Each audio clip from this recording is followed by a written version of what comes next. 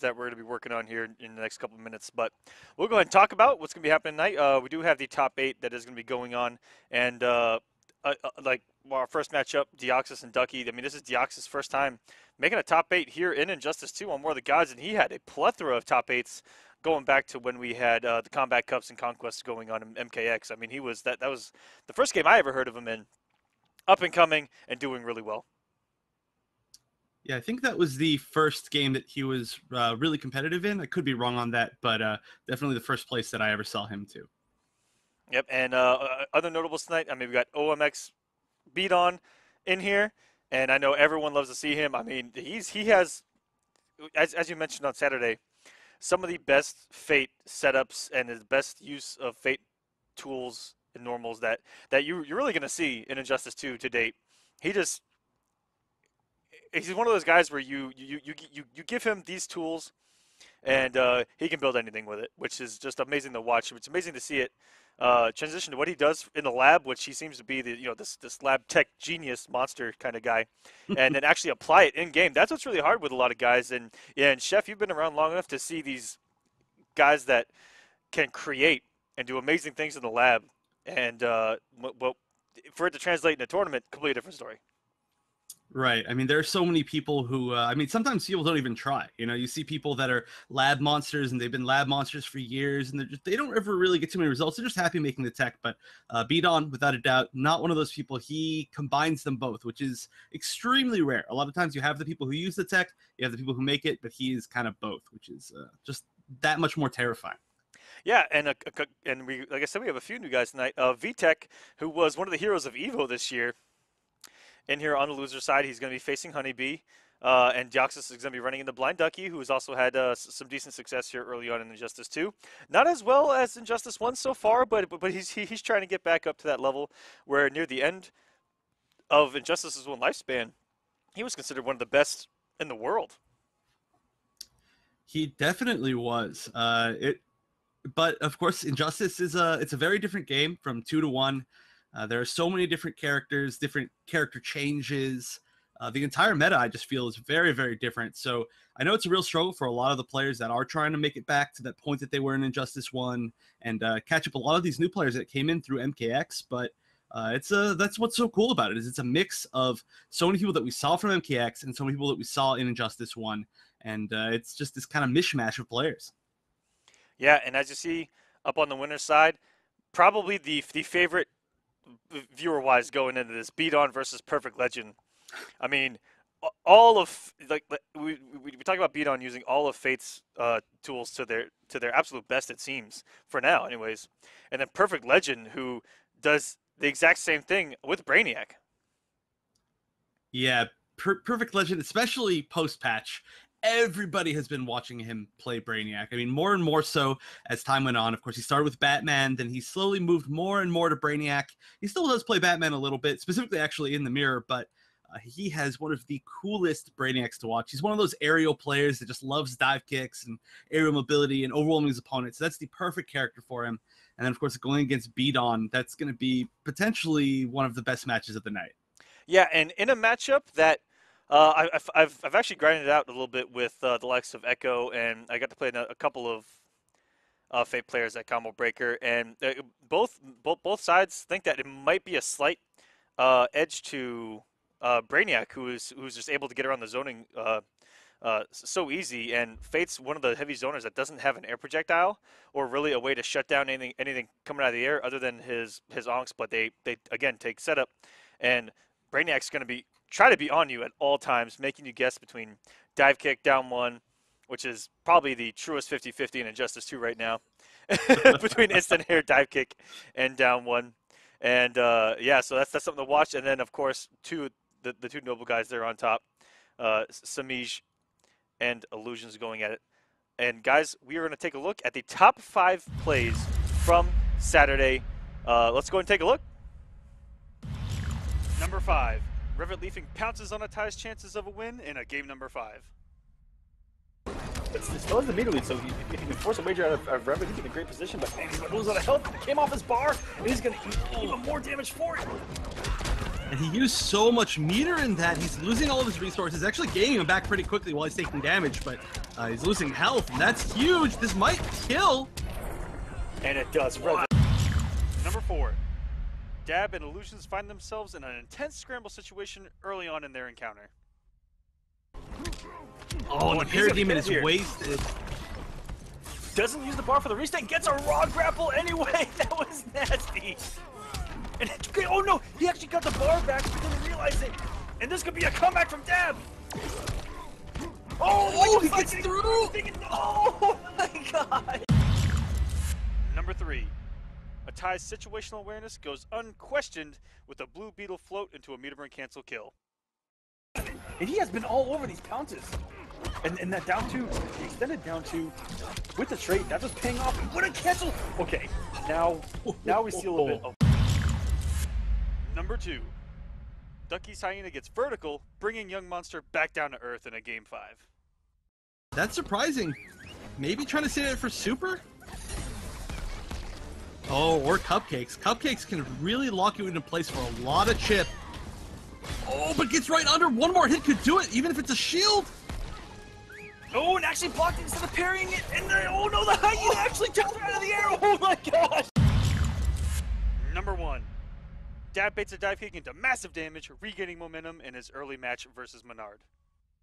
Rushdown. He really likes to bully people. It's always been his style. Superman, Aquaman, Martian Manhunter, Jax, all of them, they've got that similar type of thing going on for them. And I think that Darkseid is a very, very different character than what he's used to. Whoa, what a way to beat the dive kick! Alright guys, welcome back. Hope you enjoyed the top 5 plays from Saturday. If you guys did tune in on Saturday, you guys saw those, but we wanted to highlight the top 5 plays. Dab, with that jump 3 that was so low to the ground, was amazing. And alright guys, we got a first match up. It is going to be Deoxys versus Blind Ducky. And I tell you what, those invites went out, and by the time I looked, I hit the button, I looked up and they were there. That was amazing. I want to give these two props. They came in so fast, and we got the first match of tonight's top 8. There's going to be Deoxys and Blind Ducky going at it. Scarecrow versus Harley. And this is going to be the ultimate battle of someone without a projectile, someone that loves the up-close game, trying to get in on the amazing zoning of Harley Quinn. Yeah, and on the way here, Deoxys did have to fight quite a few zoners. He had to fight Icarus, Rewind, Beon, all zoners, Vendetta even, just trying to make it all the way to this top 8. We saw him, I think, use Supergirl one single time, but looks like he's been mostly sticking with Scarecrow. So Scarecrow, of course, needs to get inside, but has all the tools possible to make it possible. Yeah, and even Blind Ducky actually ran into this matchup early on in the tournament with a 3-0 victory over Ragnarok, and his only loss of the tournament so far to Perfect Legend. Yeah, of course, another one of those characters that needs to get inside, but Scarecrow's not going to have that kind of mobility, as nowhere near that sort of aerial mobility in particular. Still, though, making it happen, just doing a little bit of damage. This is definitely going to be all about keeping out versus trying to get in, which is pretty much the classic style that you need, or that you usually see in a match that has Scarecrow. But now he's inside, and he didn't even go for a single command grab. All he wanted to do was just check, spend all that meter just built. I mean, look at how much bar he has, and he's going to build bar every time he does a special move, even after the +6. That's what makes Scarecrow so scary. Oh, that is exactly perfect. I love the fact that he's a character actually based on making your opponent afraid. It is so perfect. What a jump. What recognition there by Deoxys on the fly to know that he activated the Hyena there, and he can't do anything about it. So he got the normal, jumped over, and was able to continue to apply pressure on the other side. That was so smart. Oh, what a beamer back 3. It was a good call, but good patience by Ducky to block it, and now this should be close to, okay, could have gone for a little bit more unclashable. Still decides to make Deoxys clash. No meter for either person, so I understand it. And by Ducky still has a widget, now has the bar, so everything in his favor, and Deoxys immediately comes off it. I'm starting to enjoy this. Stop having fun. He's gonna make Ducky come off of his, but I don't know if he has the damage after this wager to get a kill, unless if he gets a successful jump 3, he can get about 350 off of that. And yeah, no meter there to get anything off it. He's gonna go for some pick throws here. He does not. Instead, he starts staggered differently. He doesn't respect the wake up. Oh, He went for a pretty meaty string to try and stuff it no matter what, but unfortunately, it wasn't quite timed well enough. It is a little bit difficult to stuff tantrum stance. It's not the normal wake up in the fact that you could just stuff it with any sort of mid, because it does go pretty low pretty quickly. So I think that may have been the reason why it didn't work. And that was pretty close. I feel like maybe if there was any even time to see Deoxys get a trait activation out at the very end, that might have put it into a little bit of a scary situation, but it did go down to the wire. It was close. It's just one read either way. Yeah, down the last hit. Can't ask for anything else here. It's especially in competition. You want these matches close. Yeah, Deoxys, just a couple things differently going his way, and it would have been a completely different story. An air-to-air here, just a little bit more damage here or there. Just it's different reads, because I noticed early on, Blind Ducky kept winning the air-to-air trades, and that's something that Scarecrow players probably aren't used to with that jump 3. That's so active. But jump these or jump 2. Yeah, and these instant jump normals are I've seen. Like, instant jump normals are becoming a meta here in this game, where you just get those active frames out there as quick as possible, and then go to town. I mean, Superman's jump back 1, and then Harley, you see him do right there. I believe that is her jump 1 or jump 2 as well. Activates so fast. Yeah, activates incredibly fast. And it covers a lot of forward. It has a really good forward hitbox, and it covers a lot of ground. Wow, and that was a really good knowledge of a gap in the 1-2-3 string. Now, I know that Ducky does play a lot with White Boy. They are friends, so I'm sure that he's got quite a bit of experience, at least in this matchup. Very good use of the air blast from Deoxys to get out of all that zoning. It's going in right now. Didn't close it out. He could have killed with possibly the chain grab ender, or even a fear blast. And I love his use of the air one to get out of some of this potential chip. Oh, but he's eating so much zoning right now. Finally, we see a teleport. Scarecrow in that huge jump 2. Going to some huge plus frames here. And in the corner. This is scary. Ooh, wow, he was actually too far for the down 1 tick throw to connect. You very rarely see that. Stop having fun. That just goes to show how far that down 1 goes as well. Because if it hits farther than the command grab does, enter us, please. It's basically a projectile. Alright, so Ducky does get the life bar, and he's going to get himself out of the corner. Plenty of space to move back, unless he wants to apply some corner pressure, which it looks like he does. That'd be a pretty good combo. That switch of zoning to aggression is so smart from Ducky. He was content with zoning that entire time. It says, you know what? I'm going to pull the trigger. I'm going in with Tantrum. Got him.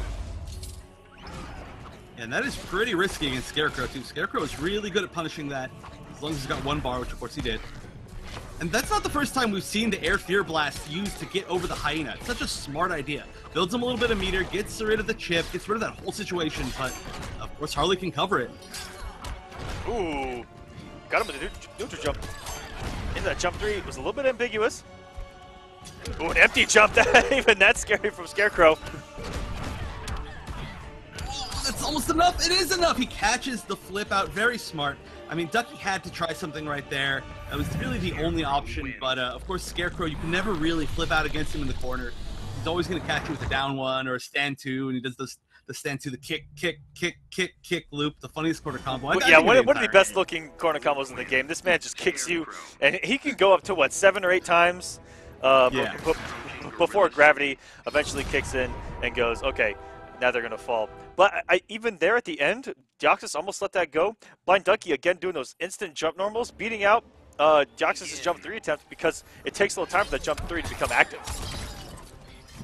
But right. I would like to... Go for it.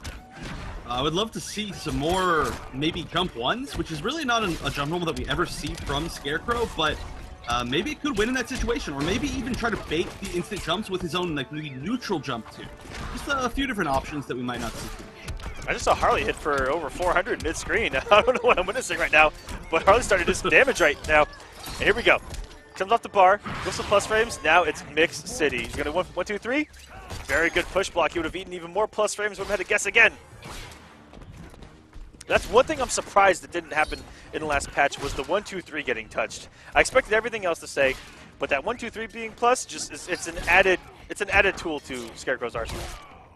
It is, and it's so good, but we've already seen Ducky take advantage of the fact that there's a gap before the 3. He used the meter burn interactable, launched for a full combo. Very smart. So again, that just might be one of those things that people aren't really taking advantage of the knowledge of. It's just not there yet. Big corner combo. Now here's the question: will Ducky back up or aggress? Got aggressive. Like aggressive. Yeah, but he was able to get out of there just in case he kind of went aggressive and backed off. And that's really good recognition to see the delay wake up and then to regain the space with that backdash. Yeah. And it's not actually that easy for Scarecrow to anti-air Harley, because Harley, well, I guess Scarecrow does have a great down two. It's not that fast, and Harley's jump two, her jump arc in general comes at you so fast. Her jump two is almost like a dive kick. Oh, and a double overhead for Ducky. Very rarely do you see it jumping into the overhead gun. And Deoxys is going to hold on to dear life with 0.13 health remaining, and the Hyena's coming. That Hyena's been doing work since Saturday. Everyone keeps trying to jump, but the Hyena happens to jump himself, bites you out of the air. He says, "Get back down here, I ain't done with you." Yeah, and even if you do manage to somehow get over it, Harley always has the options to throw cupcakes, do the up gun, just check you out of the air. So the Hyena, you got to respect the Hyena. That's the biggest change to her game plan in this game. And the Hyenas, they set so much up. And it just kind of completes her package of she can throw that, react accordingly. What's the biggest thing I've seen is that she uses it, and she can cover so many wake-ups with it. Mm-hmm. Knock down in the corner, throw that Hyena, and then almost put you in a guessing situation, because if it's delayed, you can wake up, hit Harley, but the Hyena comes no matter what. Hits you, and now you're back to being knocked down in the corner. She throws out another treat, and you're like, okay, this is fun. Yeah, she's got that Batman effect where while she's using or used one trait, the other one is building. So constantly, they're just constantly rebuilding one after the other, and they build on separate meters, as you can see. So yeah, they're almost always ready, and we don't really see two in a row that often, but I don't know why not. And there we go, throwing in the Hyena off a knockdown. Ooh, goes for the restand this time though. It actually read right and waited and did the down two, but it still wasn't enough. And that Toxic's coming out. Oh, luckily able to stop that corner pressure, which would have done immense chip damage and gained him some more plus frames because he would have built another bar. And he built it right there. Here we go, 2, 2, 2. He's gonna end it. 1, 2, 3 into the command grab. And always such solid damage into Oki. And that looked like a punish. That was so smart from Ducky. You know he's got the matchup knowledge. If he knew that Deoxys was going to cancel that swing, just like every Scarecrow player likes to do in that situation. Yeah, you really have to be ready and make that hard read and commit to the hard read of when he's going to be canceling it. Because, of course, he can cancel it on like 1 of 4 different hits. So, Ducky, like you said, got that experience. For a smart guy, that's a dumb idea. And they go 2 for 2. Ducky keeping up this aggression with a health lead, trying to close out his first match against Deoxys here on the loser side. Oh, that should be some good Oki. Nope, doesn't bait the wake up this time, which is weird because we've seen Ducky bait the wake up almost every single time so far. I guess he just assumed that it was already a condition. And now he's hungry full screen. He's eating cupcakes right now and throwing in the tricky bomb. You never see that from hard players. Ducky's got to be feeling himself a little bit. Yeah, well, at this point, the life lead is so huge. Oh, wow, we see a teleport. So rare, but sometimes it's so rare that you forget that it's even a tool in his kit. Moving to the corner. Ducky, yeah. I like that wager. You don't want Scarecrow to get going in that corner. Yeah, just complete... Even if Ducky didn't have any meter, he would have done that just to completely kill the momentum, because that was really the start of a comeback. And now, Deoxys has to get back in. Ducky still has meter. It's not a good spot. Wow, that was so preemptive. That Doom down 2 came out before Deoxys even left the ground. And converts off of it perfectly enough to get the win. Yeah, by the time his feet left the ground, he went right into some active frames. He was just like, you know what? Scarecrow's right in front of me. He's gonna do jump. He's gonna do jump 3, right? And what a read to close us out from Ducky.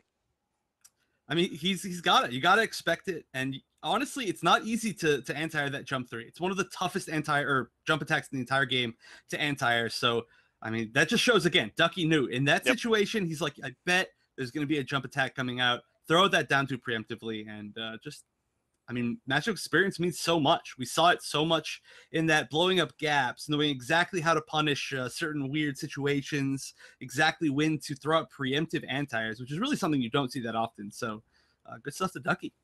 Yeah, and that matchup knowledge, it looks like he, and I even saw at over there in Vienna that a lot of people love to throw out really quick jump normals and even there preemptively, because the best way to beat that jump 3 is to beat it before it becomes active. Because once it becomes active, that's where it becomes a nightmare, because pretend Guile does flash kick, but instead of straight up, it goes straight down. You know, that's why I like to look at it. Is someone jumps at you with a flash kick, and you're just like, okay, I'm gonna block real quick. All right. What am I guessing next? Oh yeah, and then it puts you into that situation. You know, is there going to be a 1-2-3? Is there going to be a command grab? Is there going to be a tick throw? Which tick throw is it going to be? There's just too many guessing games, and then you're probably just going to jump 3 again anyway. So you gotta deal with it before that even starts. And up next we have VTEC versus Honeybee going on the opposite end of the losers bracket, and VTEC coming in. The only loss to Samish. Other than that, he has had a pretty good bracket. A couple close ones. 3-2 with Escape Bravo, Kinetic Predator. 3-2 with a tie. 3-2 with Buffalo. This man has been put through the ringer to get into this top 8. Well, almost. He certainly has, but not as much as Honeybee. Honeybee was knocked into losers, I believe, first round on Saturday. So he had to play, I believe he's 9 matches in, or he's 10 matches. He's won 10 matches. He beat Crazy Fingers. He beat Savvy, who's the one who put him into losers. Syndicate, Dab, who had that amazing dark side, which is one of my actually favorite players that I watched on Saturday. He has beat so many people. Get Wrecked. And actually, unfortunately, we didn't get to see that final match that he was supposed to have against Tweety because Tweety unfortunately had to leave. But I would have loved to see that. It's my favorite We were beef. so close to getting that treat again. But let's go and take a look at some highlights from that previous match that did end up going in Blind Ducky's favor. Take it away, Chef. Yeah, we saw just such good spacing in general. So many. Actually, that was one of the biggest adaptations that we saw overall from Deoxys, was he started to bait that wake up, and Ducky stopped doing the wake up. But of course, we saw him lose an entire game to that, which is unfortunate. And picking up the win after the flip out. Such a good bait. Deoxys playing just so solid the entire time, but of course Ducky had such a control of the just entire space, the entire stage, and just didn't let Deoxys get in. Just a really solid play by both players. Didn't go really one way or the other until the very, very end of pretty much every game. Yep, and guys, as we mentioned, VTEC versus Honeybee come next. Honeybee newly added to Beast Coast. So he's BC Honeybee, and moving on right there after Evo, getting with another org. We'll see what he can do here. And as you said, he's been put to the ringer going into losers. His very first match, having to fight his way through that losers bracket. He was working as much as we were, Chef, from start to end on Saturday. That's what happens when you get put in losers immediately, and you just have to play through that entire thing. VTEC, known for his Batman, upset Foxy at Evo, and Honeybee, the Flash God Lord himself. None other than the Godskin, right? Oh, of course he would. Of course he would use it. I bet he calls it the Honeybee skin. I would put money on that. And no, it is appropriate. VTEC looking like the Superman Buster suit from Batman vs. Superman with all that armor and then the light blue lights in there. Oh yeah, it does. You very rarely see anybody use that shader with the light blue lights. But this is a matchup just like the last one. It's going to be a whole lot about if you can keep him out and not managing to already, but the drop's pretty big. Yeah, he's already eaten 3 overheads and then an unblockable interactable so far in this match. This is a perfect start for Honeybee. The Flash, who else wants to get a quick start? You know what I mean? Yeah, I mean both jokingly, but also truly, he does need a very, very good start, especially against Batman. If Batman gets any sort of momentum, he starts bringing out bats, he starts his zoning game, it is very, very tough, and Flash has to play such a slower-paced game. But if he does actually get that fast start, it's exactly what we see right here. Now look, you see VTEC, he doesn't feel like he can zone, he feels like he has to go in, and when he goes in, he could make mistakes that allow Honeybee to get that opening, get that damage, and close it out. Oh, and he's made all the right reads so far. 11 away from bringing this thing back in. Honeybee, just like that, let it go. He was in a huge health lead. And VTEC, as you mentioned, said, okay, I'm not going to try to zone. I have to go in. Because Flash with a health lead can get disgusting. And that may have been an input area. I don't think he meant for that 4-3 to cross up, but it did anyway. Oh yeah, and then I think an input error was what started this whole combo. We saw a raw back 3 from point blank. I don't think that was what he meant to do. Probably back 2-3, but wow, the parry read! So smart, but if that was a low, he would have been punished for even if it was a cancel. And looked like a trip guard with that down 1-2, and into the corner we go. What's going to be the setup? Luckily, getting VTEC off a little bit of armor, a meter there. Oh, and a cross up again, forcing the wager from Honeybee. This isn't a time trial. You're still a step slow. We have seen so many cross-up 4-3s already. I mean, that is like the 3rd or 4th. And a lot of them are just in neutral. The thing is, if you see it coming and you stand up, sometimes you don't stand up fast enough, and even if you're high blocking, it's already gone over your body. So it's a very, very weird, ambiguous process. I like that from VTEC. He said, Honeybee, you're blocking everything right now. Throw. And just like that, run it back 2-3. What a turnaround from VTEC. Taking the match. Honeybee with a full stick of butter. This man was sitting on super and died with all of his resources. VTEC taking game number 1. Wow, yeah, that was, that was almost an actual flawless life bar for Honeybee for that first full life bar, but then VTEC literally flawless life bar him. Did the same exact same thing way back opposite. to him. Yeah, that is, like I said, it's a very, very momentum-based match. Flash has to never, ever let Batman get started because it's so hard to get in on him. Playing neutral against Batman, if you don't have like really special tools or like projectiles, it's tough. Trait is one of the best footsie tools in the entire game. Batman's trait. Yeah, and that's the thing about getting the health lead on a character like Flash is that once you have that health lead, he has to try to force the situation by trying to come in. And really, what's great about it is you try to get Flash off his resources in the attempt. And Batman, one of the best at the keep away game, especially with that trait. But Honeybee already off to a big start. And now VTEC on the defensive, and that parry looked like it might have been active enough, but it was not. And Honeybee just back doing his way through that. That was like 1 frame away. It had from to have actually been. having that back too. I actually couldn't believe it. Honeybee getting off to a quick start once again. Oh, the laser became active! Not like this! Oh, that was not the right combo. That is going to be a huge damage drop and a huge momentum drop. Not till these boots melt.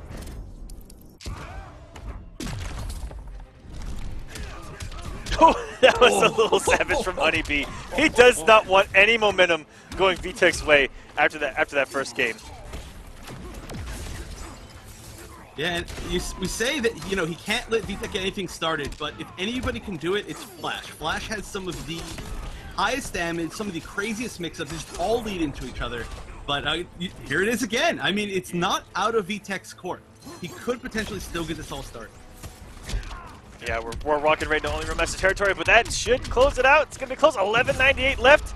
Activates his trait, gets him off it. Honeybee still has a wager, though, and a meter lead. Not looking good for VTEC. Ooh, he's caught him with quite a few things. Okay, immediately clashing. This is something that we saw in the last game, where you clash not even to prevent the damage exactly, but just to stop the momentum. And Honeybee comes off 2 bars just to refill the health bar. I'm about to say, if VTEC could come back with 11 health against the entire bar of Flash, I mean, that's 2 games right there, right? We should just advance. No, I think that's the rule. Is if you make that True Master comeback twice, then you auto, right? Yes. Once to maybe twice, it's like guaranteed. No, but you see actually tons of crazy momentum shifts and comebacks from any match that has Flash involved. Because Flash, of course, has, I want to say, the best comeback potential in the entire game. I feel like that may be a little bit of an overstatement, but it might not be. Used to be Black Adam. I think. That's true. But guys, don't forget to use hashtag War of the Gods on Twitter.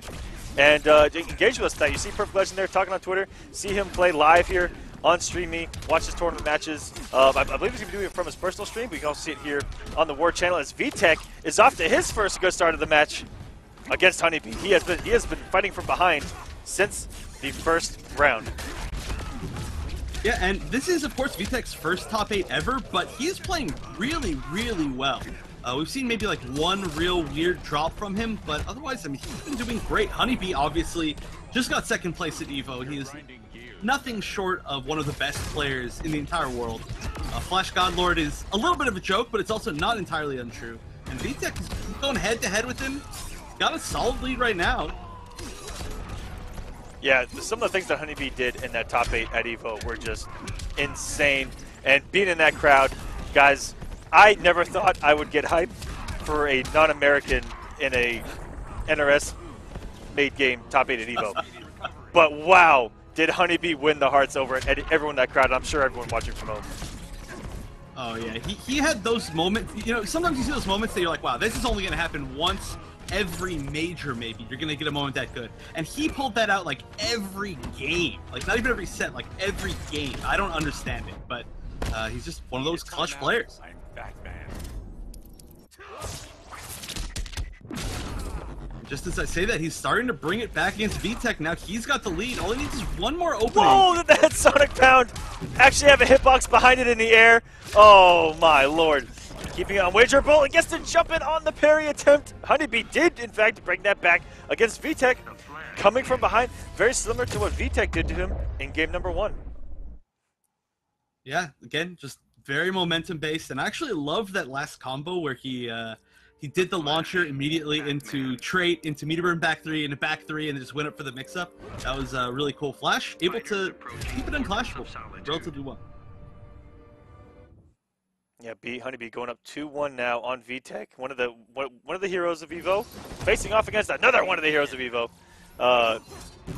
Here, on War of the Gods top 8, the winner of this is going to move on to a potential 5th place. And they will be playing for the money after that point. Okay, Honeybee, I think, just made up 2 conversions on the spot. I don't know if you saw that. I'm pretty sure that he was just like, okay, I'm pretty sure that if I just press another button, it's going to work out. And it did, as he starts off with a flawless against VTEC. Yeah, I saw that. He had some normals that went backwards. That was a bunch of really weird stuff, but this is looking really good. The potential's definitely there. Oh, I was going to say for a perfect, but it's gone now. Still, I mean, I don't know how VTEC's going to do it. VTEC obviously can make the comeback, but from this... You're going to get hurt. Not today. We've seen some crazy things before. Oh, that's definitely a good start. Oh no, it doesn't finish the combo. And Honeybee, wow, anti-air, raw forward 3 in the neutral. Yeah, that wasn't even within a range that the 4-3 would have connected. He just knew. I don't understand. That was a beautiful bait. I guess one of those things where, you know, you're facing his Batman. He said, okay, odds are they're jumping with jump 2, right? it's like he just played the percentage game there. And ooh, the down 1-2 beating at the start of the back 3. And this could potentially take Honeybee home. And what a meter burn cancel! That was such a sexy conversion by Honeybee to close it out against VTEC. He's going to move on the loser side. Yeah, that was a very excellent conversion. He knew exactly how much damage he needed to do.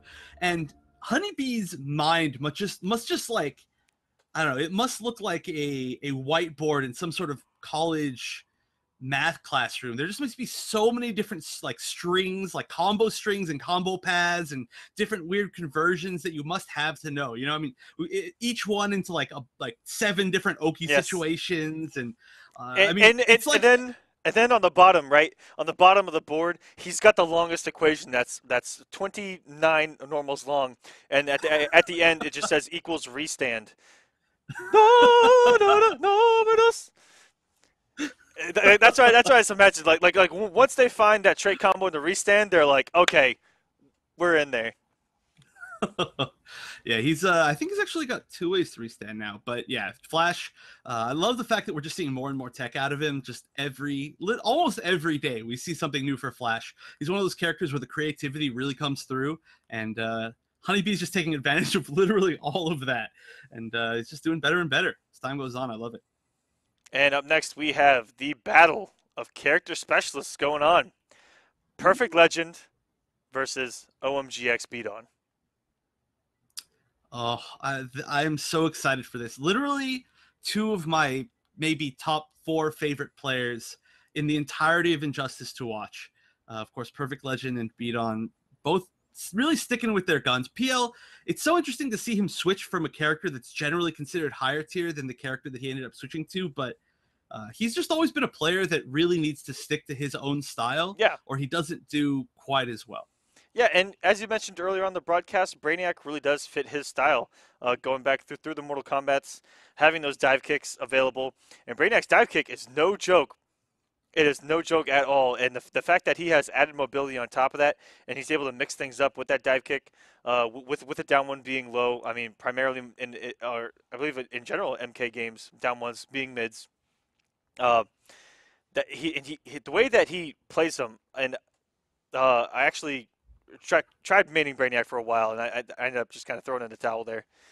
But man, the way that he just plays Brainiac, and he always thinks one step ahead. He always knows what he's got loaded. He always knows what space he can do stuff. Sometimes he rolls the dice and he's like, okay, I'm a savage. I'm waking up with dive kick. But the way that he just pieces together everything that Brainiac has is beautiful. Beon's power just went out.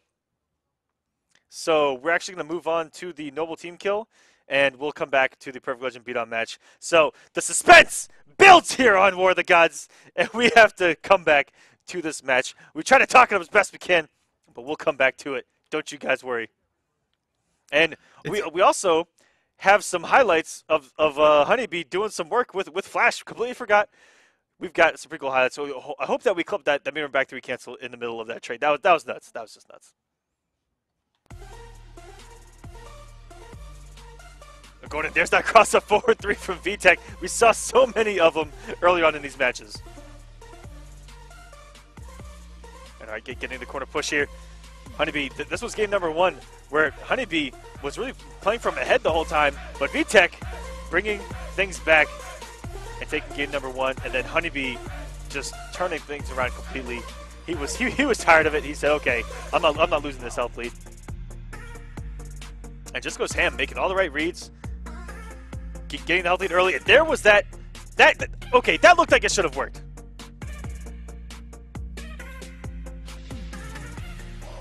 I swear on, I don't care whose grave I gotta put it on, but that parry should have worked right there. There's a 4-3, getting the anti-air, and here's where just everything keeps converting into itself from Honeybee, and he could do no wrong in this match. Getting the kill there, and moving on to take it, and this was the closeout. Right when VTEC was about to take that bar of health, trying to give himself just a glimmer of hope, and Honeybee says, not today. Comes off all the resources, gets the kill, moving on to the loser's side. Yeah, so many good conversions. I swear, though, every single one of those was a different combo path. Every single one. It's that must be like some ridiculous, I don't know, memorization skills. I don't know what else could it be. Especially learning new ones all the time. Just, learning just all the new restands, all the new mix-ups. It's ridiculous. Absolutely, guys. While we wait for the next match to get up in here, Beon is going to be hoping that the power comes back on. But guys, don't forget, here on War of the Gods, every single week, not just the finale, there are points on the line, and there is money on the line. First place getting $250 every week. Second place, $150. Third and fourth place, $50 respectively. And points coming from first all the way down to top 32, as you see there. And then the big $10,000 season finale at the end. Top 8 in points get to compete in it. $4,000 to first place, trickling down to sixth place. All you have to do is make top 8 and really just get one win, and you're in the money. Yeah, and that's getting ever closer.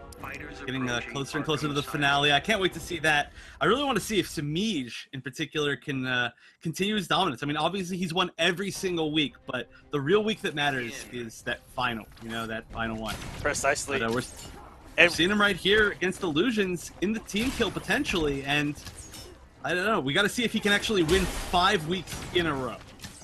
Yeah, and Illusions not going with his patented yellow and black green arrow. Going with a demon skin, and Samish breaking out that tournament shader. Supporting the tournament scene. Shout outs to him. And woo, off to a good start was Illusions, but one cat dash wasn't even armored, and getting 414 off it, getting Samish back into this match. that is really what Samish is best at as a Catwoman player. I think more so than most of the other Catwomans. Oh! He is great at just throwing out those cat dashes is what I was about to say. And thank you for showing exactly what I was trying to say, Samish. And you know, Illusions was in block, and the moment that the mind told the hand to walk forward or jump was the moment that cat dash hit him. And I'll tell you what, I don't think I've ever seen someone successfully block that jump into the EX down arrow. I think that is unblockable. It hits on 14 sides of you, and it's how do you block it? You know what I mean? Yeah, no, I actually literally don't know what side it's on usually. It's so ambiguous. And Illusions off to a great start. Keeping Samish at bay with this health lead. Keeping him out. All he's falling for really are those 2 cat dashes, and that's it. This is going perfectly. My kingdom for a spray bottle. Yeah, this is a very different zoning match than Catwomans are usually used to. And I feel like, particularly in this match, a lot of the nerfs that she received against zoning are going to hurt her a lot more. This is one of the matchups where she can't literally just sit there and dodge every single projectile that comes her way.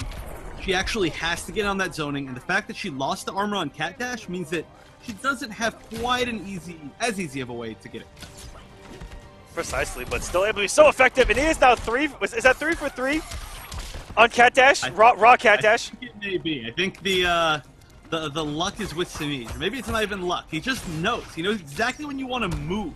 He's not punishing whiffs. He's not punishing you blocking the wrong way. He's just stopping you from moving. Cat's napped. Aw, let's keep playing. It's like he has that sixth sense of when are you going to let go of block?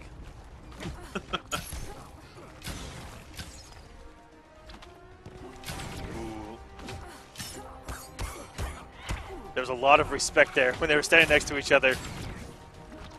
There was. It was really good patience from Samish, managing to just get a little bit of chip and not get opened up by one of the million little tricks that Illusion's throwing out. And nice anti-air. The immediate air tech from Illusions, and now he's building on it. A couple more arrows, and that should do it. And the down one into the chip. That was so smart from Illusions. And that down one has some great range. He's able to get it on chip alone. And here's a perfectly good waste of an apple. He takes one bite out of it. One single bite. Was he like not very hungry? Did he already eat lunch today? And he's like, wait a minute, I don't need this. Maybe it wasn't a good apple. Maybe he's like, you know what? This apple's a little bit sour. I think I'll just get another one. I'm going to use this one for target practice. I don't know. He's going to use the next one in the next match if he gets a win, I'll tell you that. He says, I've got a whole bushel of apples. We're just giving them away. Yeah, where does he keep all these apples? Where did he get all these apples? The same place he keeps an infinite amount of arrows, Chef. An infinite amount, okay? He has apples there too. Quiver. A magic quiver of arrows and apples. And apples, precisely. It used to be apples and fireworks. Or sorry, it used to be arrows and fireworks. Now it's arrows and apples. Oh, didn't have the meter to get the full conversion. Illusion's doing so well. This is, again, probably going to come down to interactables. This is, of course, one of the best stages for interactables. Huge conversions, but a big drop. Samish really needed that to take back the life lead. And that's something that I've known Samish for are the cool conversions like that. I mean, the highlight from on Saturday alone of him getting that conversion off a trade on a cat dash. But he's even go back to MKX, amazing at conversions, especially the interactables. This man labs interactables more than I think I see anyone else. So yeah, that was a big stop in his comeback here. But as I'm talking, this man had just made that comeback. Catwoman still has that damage, even though it was nerfed a little bit, especially the corner damage. She still got top tier damage. I mean, she always has. It didn't get nerfed really that much. She's no Aquaman or Black Adam, so the comeback potential is always there. Rest in peace, Aquaman, guys. 2017 to 2017. 200 to 300 damage, Aquaman. Never allowed to live. Never allowed to live. And we didn't see one single Aquaman on War of the Gods on Saturday. And coming into tonight as well. If we go an entire week of War of the Gods without seeing Aquaman, guys, I am changing my name. Wow, what are you going to be? Mr. Black Adam! Dinah knows we're just fighting. Oh, no. Oh, no. That's, you got to change your name to somebody else that you're never going to play. Just like Injustice 1. Mr. Aries because he ain't coming back. Oh, Because he ain't coming back. no. Oh no! Oh, that's just heartbreaking. Okay, guys, going back into the match. Illusions got the health lead back, and he has just been playing lights out. And it hasn't been keep away. It's been the slight zoning tools into just control, mixing up with the jump 3 and then the arrows. He's just done such a great job of controlling this match against someone who you almost never get to control the match against. And he's up 2-0 now on Samish. Wow, 2-0 against Samish. When's the last time somebody was up 2-0 against Samish? I have no Anywhere. idea. If we're being completely honest. And there goes the second apple wasted from Illusions tonight. This man, I'm gonna call you out, okay? Catwoman. Do you? You're lucky it's biodegradable.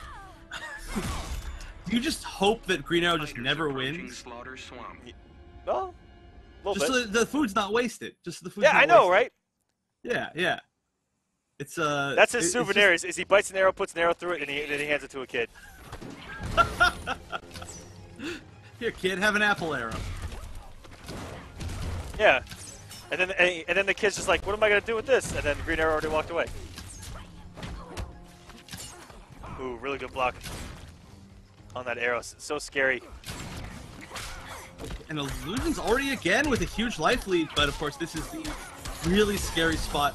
Now, Catwoman's corner pressure was nerfed a lot with the fact that her cat stance cartwheel is not plus anymore, but she's still scary in the corner. Of course, Green Arrow is one of the best at getting out of the corner. He has so many different options, especially that meter burn slide. The fact that it's plus on block, gives that push back, and even on block just pushes you so far out, which is literally exactly what we saw.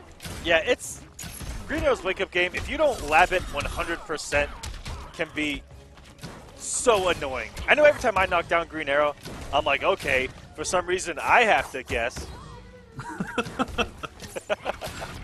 You do. I mean, the fact that he could Savage Blast, or he could, do the slide, or he could just jump, or do something Maniac-like, or actually now, of course, he's got the bow spin that he can meter burn, make safe. And then, hear me out, Chef. You say, okay, I have the balls to challenge him and wake up. I'm going to do a meaty neutral jump. Okay? Meaty neutral jump normal. And he wakes up with up arrow! What? Are you kidding me? Samish. At that point, I think you just have to put the controller down and just say, okay, you got this one. Let's go to the next game. Precisely. As Samish ties us up here in game number 3. Illusion's looking for the sweep on our 4-time champion. 4-time straight champion, I should say, here on War of the Gods. Yeah, that is not easy. That's like winning 4 majors in a row. I mean, if not tougher than that. I thought cats napped. Aw, let's keep playing. One thing that Green Arrow does have going for him is he has some of the best Clash quotes in the game, especially with himself. Yeah, those are really good. Or I love the ones, of course, with Black Canary. But yeah, no, he's always just he's one of those characters. And NRS is so good at writing that Johnny Cage type character. Yep. So giving them a character like Green Arrow, naturally they're like, yeah, we know how to do this. And they gave him a glorious mustache. Okay, NRS, I noticed. I saw it. I'm gonna give you props. What a glorious mustache this man has upon his upper lip. Oh, and almost got the conversion there with Samish. Looks like he went for a down one there. As the gravity was fading, and ooh, Illusions was ready for the cat dash this time. Not paying off for Samish with that raw cat dash. And hanging on to a health lead again as Illusions here late in the set. Drop was pretty big. Gives Samish another chance, but Samish still kind of muscle memorying that slightly lower jump 2. Threw out that jump 2 just at a spot where it actually whiffed. But he soon was. Oh, and this is getting close.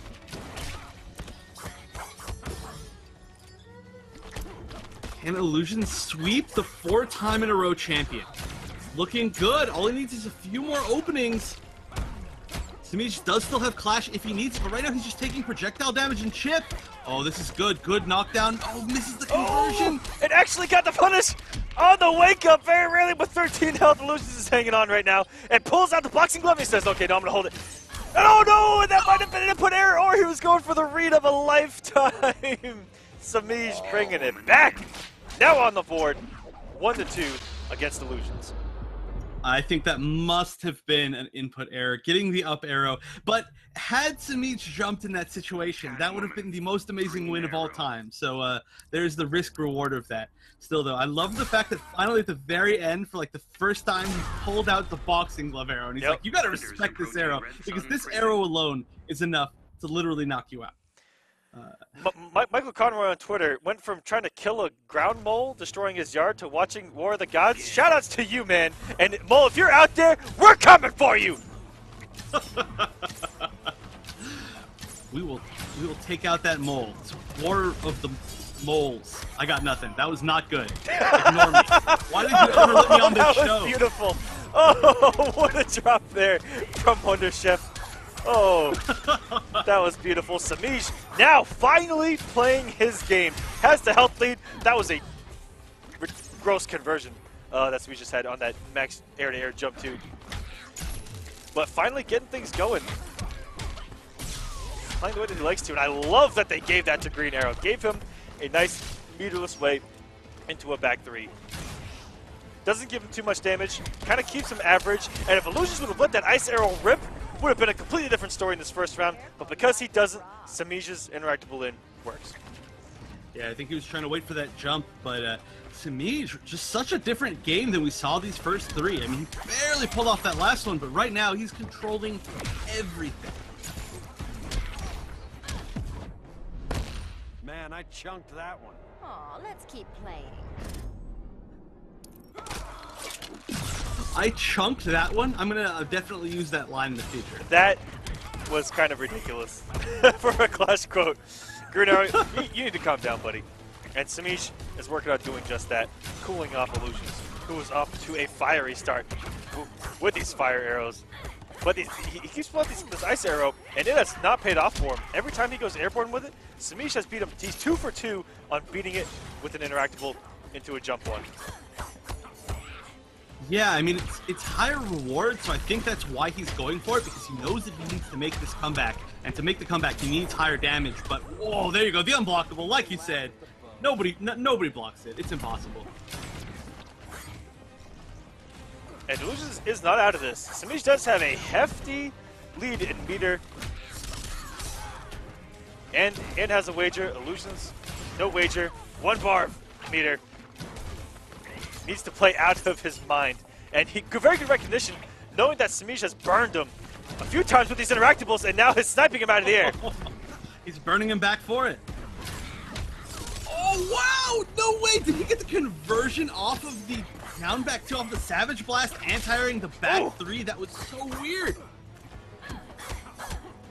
Oh, this is so scary, the stagger game that can come from Samish right now.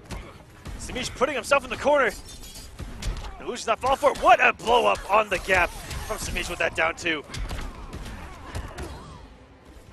Oh, good push block.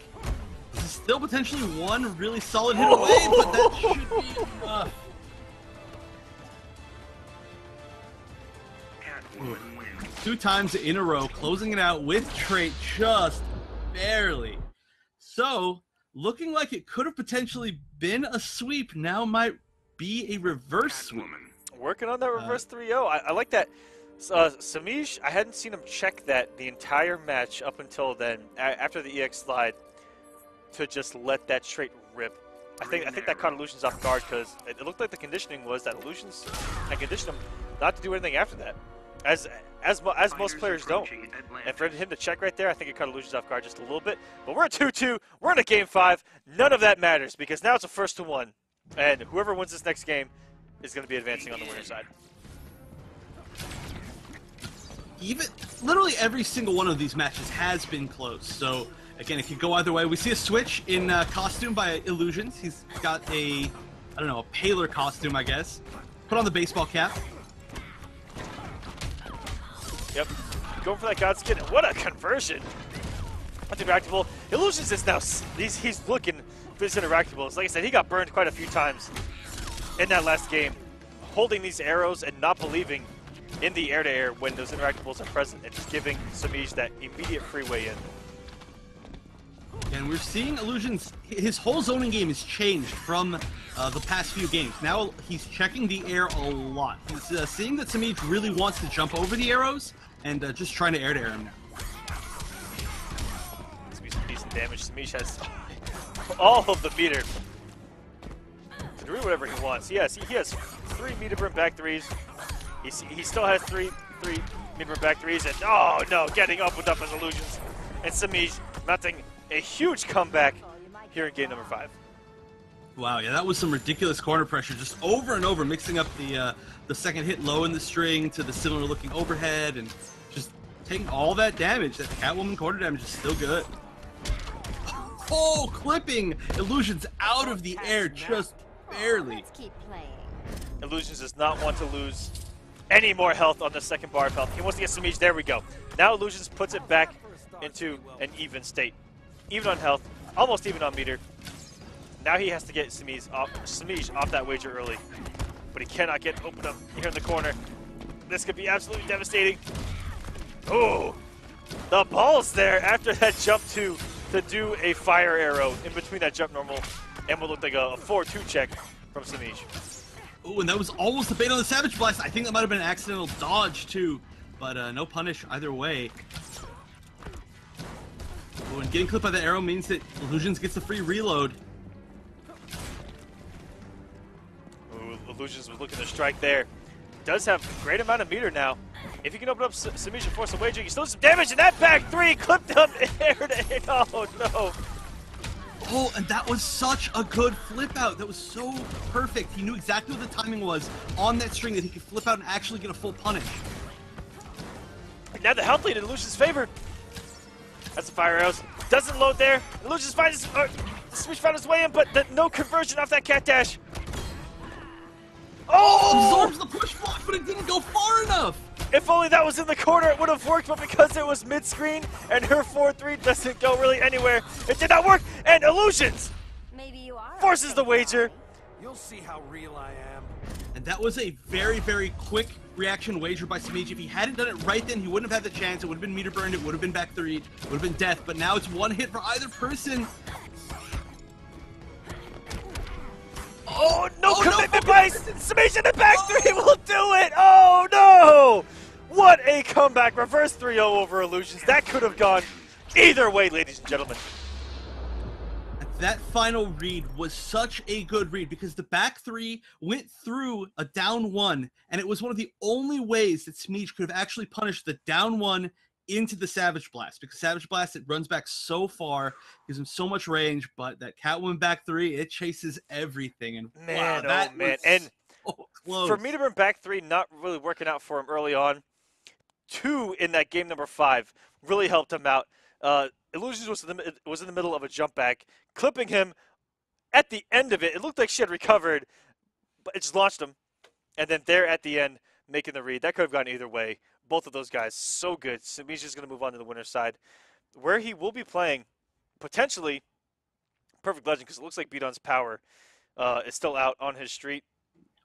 We're going to keep you updated, but we're going to see if we can hold on even a little bit longer as we look at some replays from that match, and there are going to be some great ones because these two players really just gave us one hell of a show. And there you see him holding that EX. As you said, the boxing glove, it can frighten you. It is certainly scary. Oh, and there it was, the great conversion. That was one of the weirdest conversions. I've never seen a conversion off of Savage Blast like that before. This was the end. The back 3 of back 3s. And even if I can't remember if the back one is Savage Blast and the forward one is Stinger. I can't remember the exact names of the Green Arrow ones, but the back blast not becoming active in time for the down one into that to break the armor, not working out for Illusions there. And speaking of these tournament shaders, you just saw Samiij in one looking incredibly sexy, and even in the match before that, we've seen guys with a bunch of these tournament shaders. Thank you for supporting the tournament scene, the esports, and the community events by our guys over at NetherRealm Studios and over at Warner Brothers. They're doing a great job really pushing Injustice and pushing our scene into new levels. And of course here at War of the Gods, and over at Hometown Heroes, doing our best, pushing the online half of things as well. Yeah, of course, everybody's trying their best, man. It's an amazing game, and all the support's been amazing, and everybody just wants to see everything grow. Just it's always from the ground up, and you see where we were. I mean, obviously you were there. What was it, 6 years ago? For MK9, and Oh now look where yeah, everything is. we And were in the oh my, we were put in a side room at a Marriott hotel that was about 50 feet by 50 feet with 160 people playing in Mortal Kombat 9, and you knew the people around you, and if you didn't, you were about to, because you're cluttered, and I mean going back to the good old days there, Chef. But all right, guys, we're gonna go to some some quick videos about some things coming up here on Streamy, as well as some of our partners here at War of the Gods. Check them out. Maybe I'm foolish, maybe I'm blind, thinking I can see through this and see what's behind. Got no way to prove it, so maybe I'm lying. Take a look in the mirror, what do you see? Do you see it clearer, or are you deceived in what you believe? 'Cause I'm only human after all, and you're only human after all. Don't put the blame on me. Don't put your blame on me.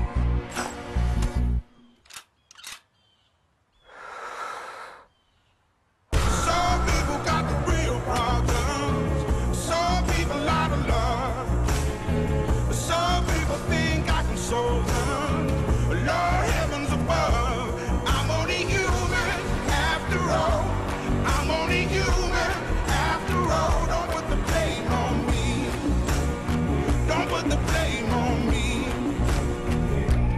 I'm only human, I do what I can. I'm just a man, I do what I can. Don't put the blame on me.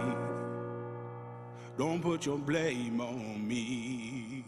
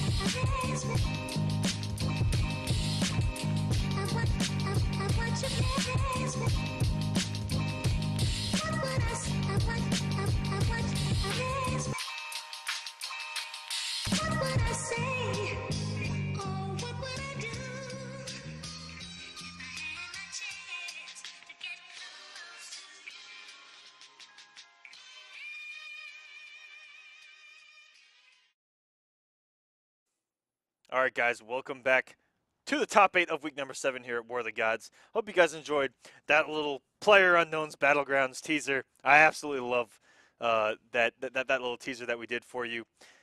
Showing off a little bit of what Player Unknown's Battlegrounds is all about. The gunfights, the frying pan, the popping pills. I don't know if you've played it yet, Chef, but I absolutely love it. I actually have not, because my computer is a piece of garbage, but that is literally all that everybody around me is talking about. I know for a fact that your co-caster over there at Hometown Heroes, that's almost his life now. I just picture him outside of Hometown Heroes just playing PUBG. He's really high up on the leaderboards, and he loves competing. And I know that you have to hear it all around you, and I know some of your admins play as well. Oh yeah, it's just everybody around me. I think everybody that's close to me forgot what Injustice was, and they're just like, wait, what's this game we're doing? What are we doing here? No, it's all PUBG now. But and you know what? That I hate to admit this, but that's kind of become my life too. Where I've had a really hard time labbing and playing Injustice 2 since really getting into PUBG, but now that I've actually really started to get into with Sub-Zero, because there's something about him he's just I don't know. I don't know how to describe it. Like, okay, so my mind, I go in and there's a certain way to play a character, there's the good, solid, smart way to play it, and then I come in and go, oh well, I can also do this. Turns out they're terrible, but they're cool. It's like back 2-up-3 with Aquaman. I'm like, okay, this is a meterless, armor-breaking launcher. Why not? And then I do it and I die. But different point. Different point. No, you know what? I always say style points are worth more than wins, right? Like that's what everything is judged upon. You could be Evo champ, but nobody cares because if somebody pulls off a swag combo, then they get more style points than you. Duh. Yep. NRS, I would love an armored, unblockable launcher again, and a teleport that recovered 1 frame before I appeared. It'd just be fantastic to have those kinds of tools again, but they are no longer present in the Injustice universe. An armored, unblockable OTG launcher. I think you forgot to mention that. Oh yeah. So Ares was kind of dumb. How ridiculous is it that you say that this man can go fully invincible and hit you with these unblockable launching OTGing hits, and he was maybe the worst character in the game. He was considered the worst. Yep. What? Yep. What's going on? What is exactly. this? What kind of world do we live in where an armored, unblockable OTGing launcher is terrible? And you know what?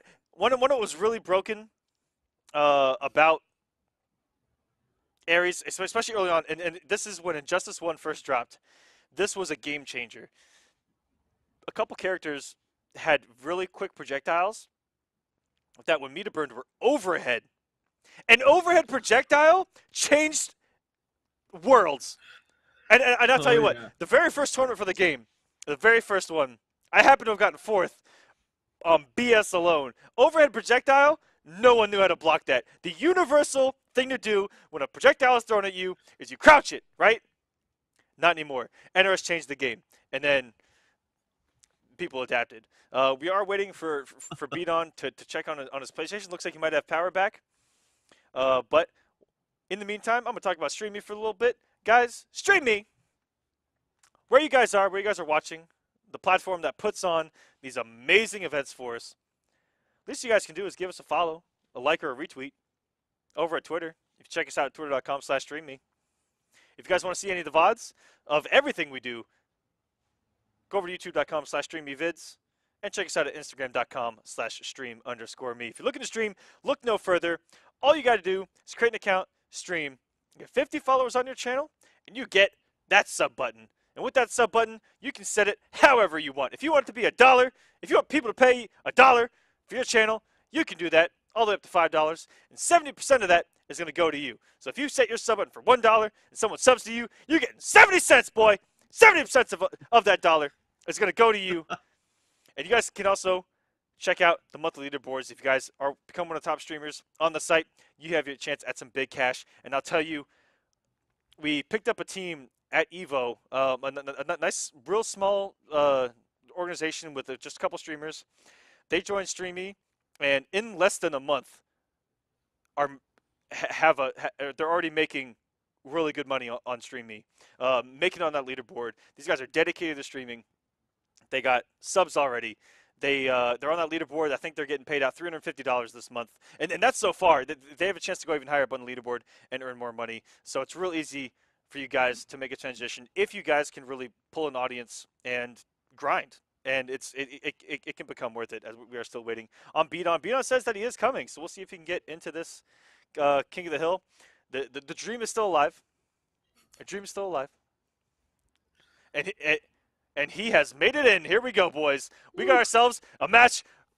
Hopefully he stays in. Spirit bomb him. Let's get some energy in here. Keep this man in this King of the Hill. Keep this man's power on. All right, everyone. Spirit bomb in here. Give this man some electricity for the rest of this match, at least.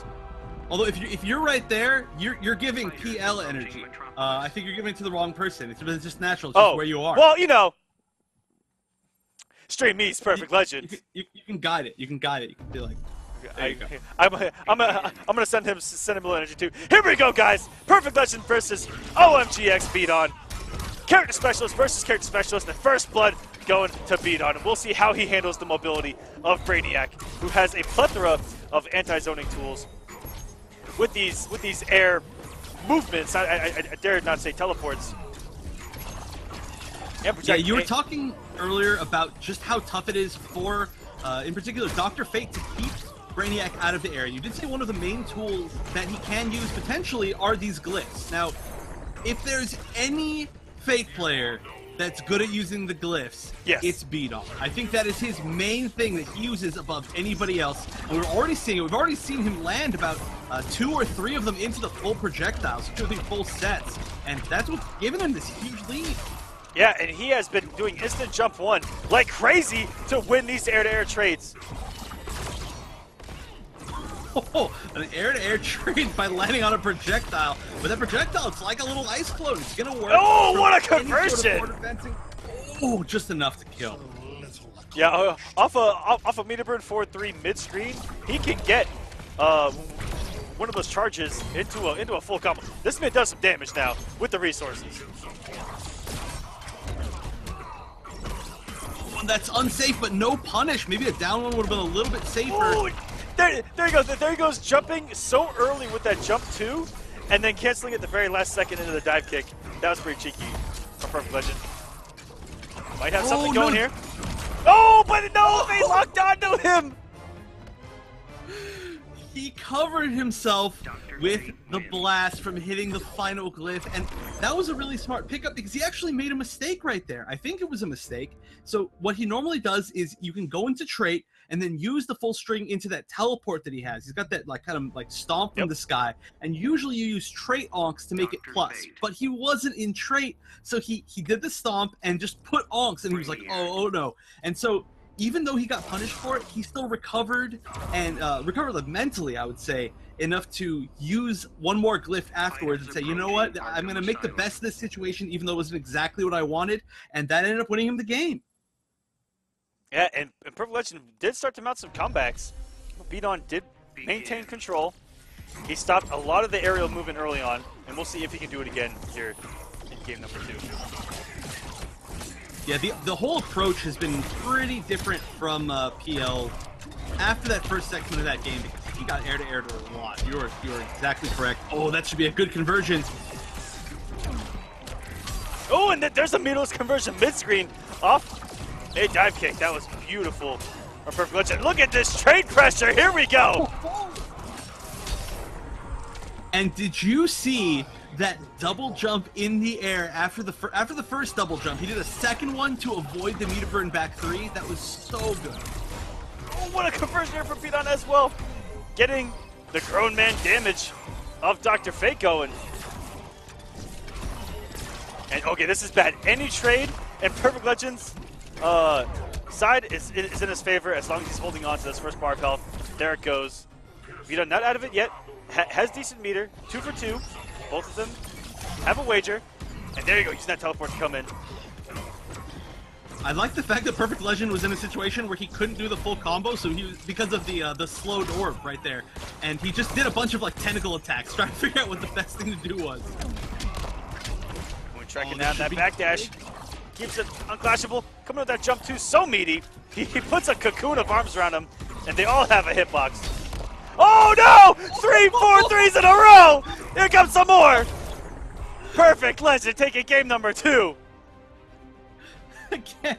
So that's something that actually I did not know at all. If you do a meter burn flip out of a combo, it resets the counters for forward 3s and back 3s. So I think, I don't even know if PL knew that himself, but the fact that he saw that and then did a third forward 3 was pretty amazing.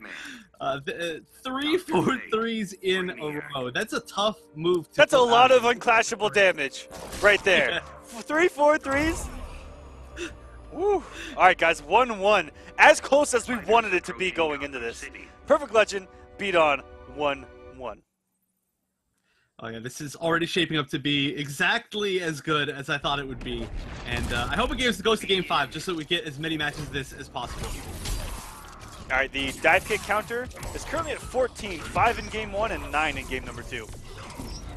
That's okay, 24 on our end, but 14 on Ed Solo's end. It looks like our admin are counting it as well. Ooh, getting knocked down. Oh man, he hit him twice and the armor was still there, but he held the trait. He held the second one, so even though he got hit, he still had a charge. So smart from there. That was perfect use. That was perfect use of that newly added Brainiac buff. Or normalization, I should say.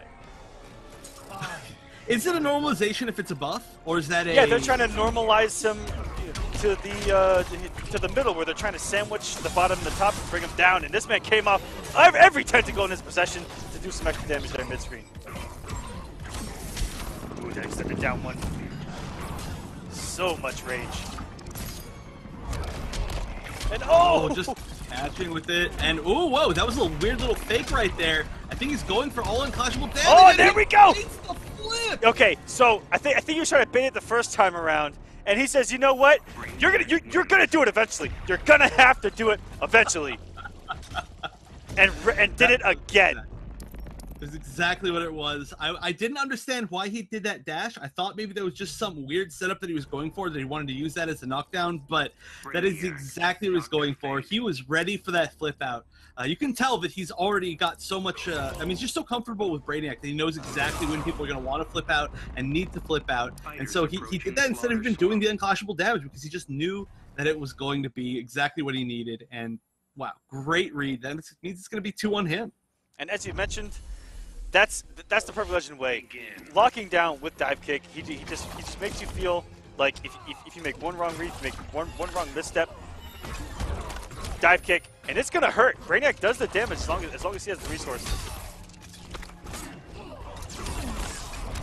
Oh, what a conversion! Double dive kick conversion into a trait setup. He might still have it. I don't know if it actually got let go. Who knows? He could get knocked down here. Let's just let it fly. Oh, what? Ooh. Different way. So, if you meter back 3, it'll cover everything Brainiac does on Wake Up. Yeah, he's not one of the strongest characters on Wake Up, but he just tends to get so much momentum that it doesn't even matter. Oh, and going into the start above the orb. The meter 4-3. Right off, and this is some decent damage. Could have been. Oh, no. Just woke up with meter back 3. Through the trait setup as well. And Pio went for a very specific setup right there, but he wasn't supposed to use the meter burn drill. But it could have worked, could have been in his favor. Now, though, he's still going to make a huge comeback. Wow! It teleported backwards! The teleport string actually teleported backwards. And Beon completely changing things up. He made a bunch of great reads and great conversions. A lot of this was off of meter burn back 3s. All right. The counter's at 44. Peel's at 44 dive kicks. His record is 45. If he doesn't break the record, his record is actually 44. He needs one more to break it. Which I'm willing. I don't have my wallet on me, but if I had my wallet, I'd throw it at the camera right now. I'm willing to bet $1 that he at least does one dive kick. Begin. I bet it's the first thing he does. Wait for it. No, I was wrong. I lost money. Never bet. Never bet. I'm just gonna lose money. All right. But okay. Game 5. Oh, nice. Uses the red onk to get a little bit more pressure.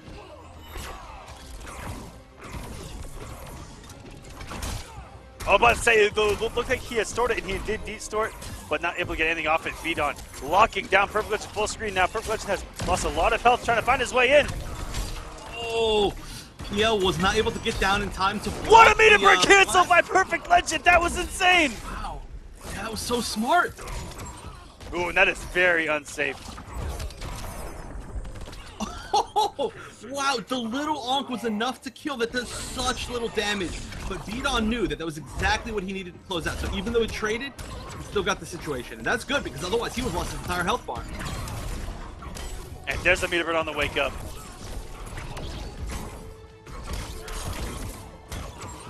Oh, beautiful conversion off of the 1-1-2 projectile. And Beon, okay, they're both on their last life bar, but Beon has a huge life lead. Still, though, Yo can make it happen. That was not what he wanted to do, I'm pretty sure, but... Oh, so smart getting around the orb! Oh, the instant jump one! From Beon! Oh, this man's moving everywhere right now. And the instant jump one, shutting down. Perfect Legend, the only thing he could have done was put the active frames of the dive kick possibly on the screen. It's the only way that he's going to beat that out air to air. Yeah, that's, well, I mean, if he did a really, really preemptive jump one, it might have worked, because that is a really, really far-reaching horizontal normal. It's also pretty quick, but, yeah, of course, Fate's air-to-air jump one is one of the best in the entire game. And wow, that was a great set. Both players doing so many, there were more... I mean, there were just so many smart situations. I mean, that meter burn cancel, the meter burn bounce cancel that we saw from PL, just all these different conversions.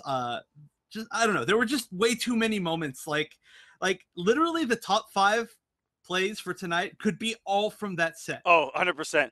Also, sets his own record with 50 dive kicks in that match. And congratulations to Beon on getting the win. As let's take a look at some of those highlights from that match that Chef was talking about. Chef, go ahead and take it away.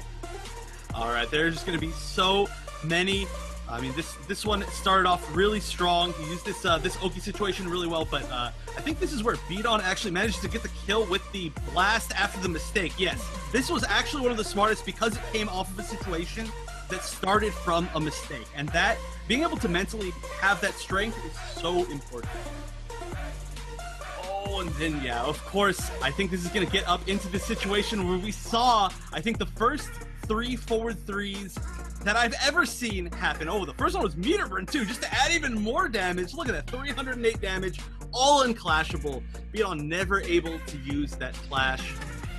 All these situations that were just... Oh, in fact, this one was exactly the same situation. Trying to close it out, baits the roll, the air roll.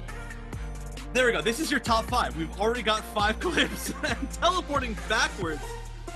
Beon actually adapted to use that teleport so well, realizing that it's going to track Perfect Legend out of the air in a lot of different situations. I mean, he doesn't have anything that actually angles upwards, but a tracking teleport stomp, it works. It works. And the fact that Brainiac really does kind of commit to all of his air options means that he has time to react and do the full string and punish him. Too good. Too many good situations. I'm going to have to rewatch that one because I'm sure there were ones that I didn't catch, just being overwhelmed by all of the rest of them. Precisely, guys. And up next, we are going to have Blind Ducky versus Noble Illusions for you guys. So we're going to see potentially Harley or Deadshot versus Green Arrow and or anyone on the cast. Yeah, Illusion's always been a player that played a million characters, but it's because he's one of those people who's really good at everything. I mean, he's a great zoner. He's great at rushdown. His neutral in general is just one of the best. He has always been such a strong neutral player.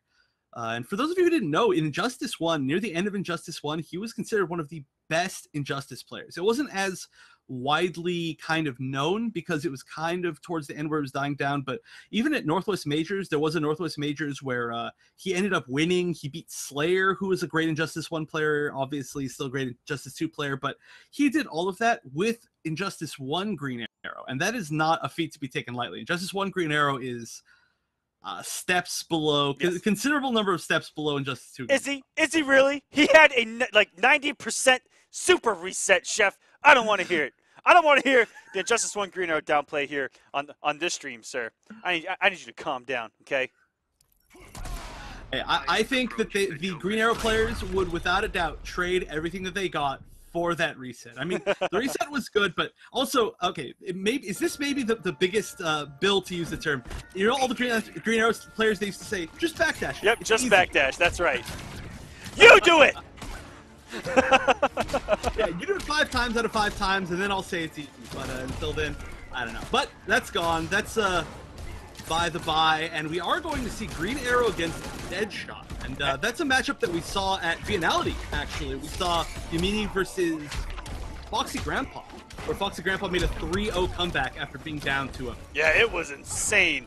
That was one of the matches of the tournament. Yamini, one of the heroes of the tournament, captured the hearts of everyone there.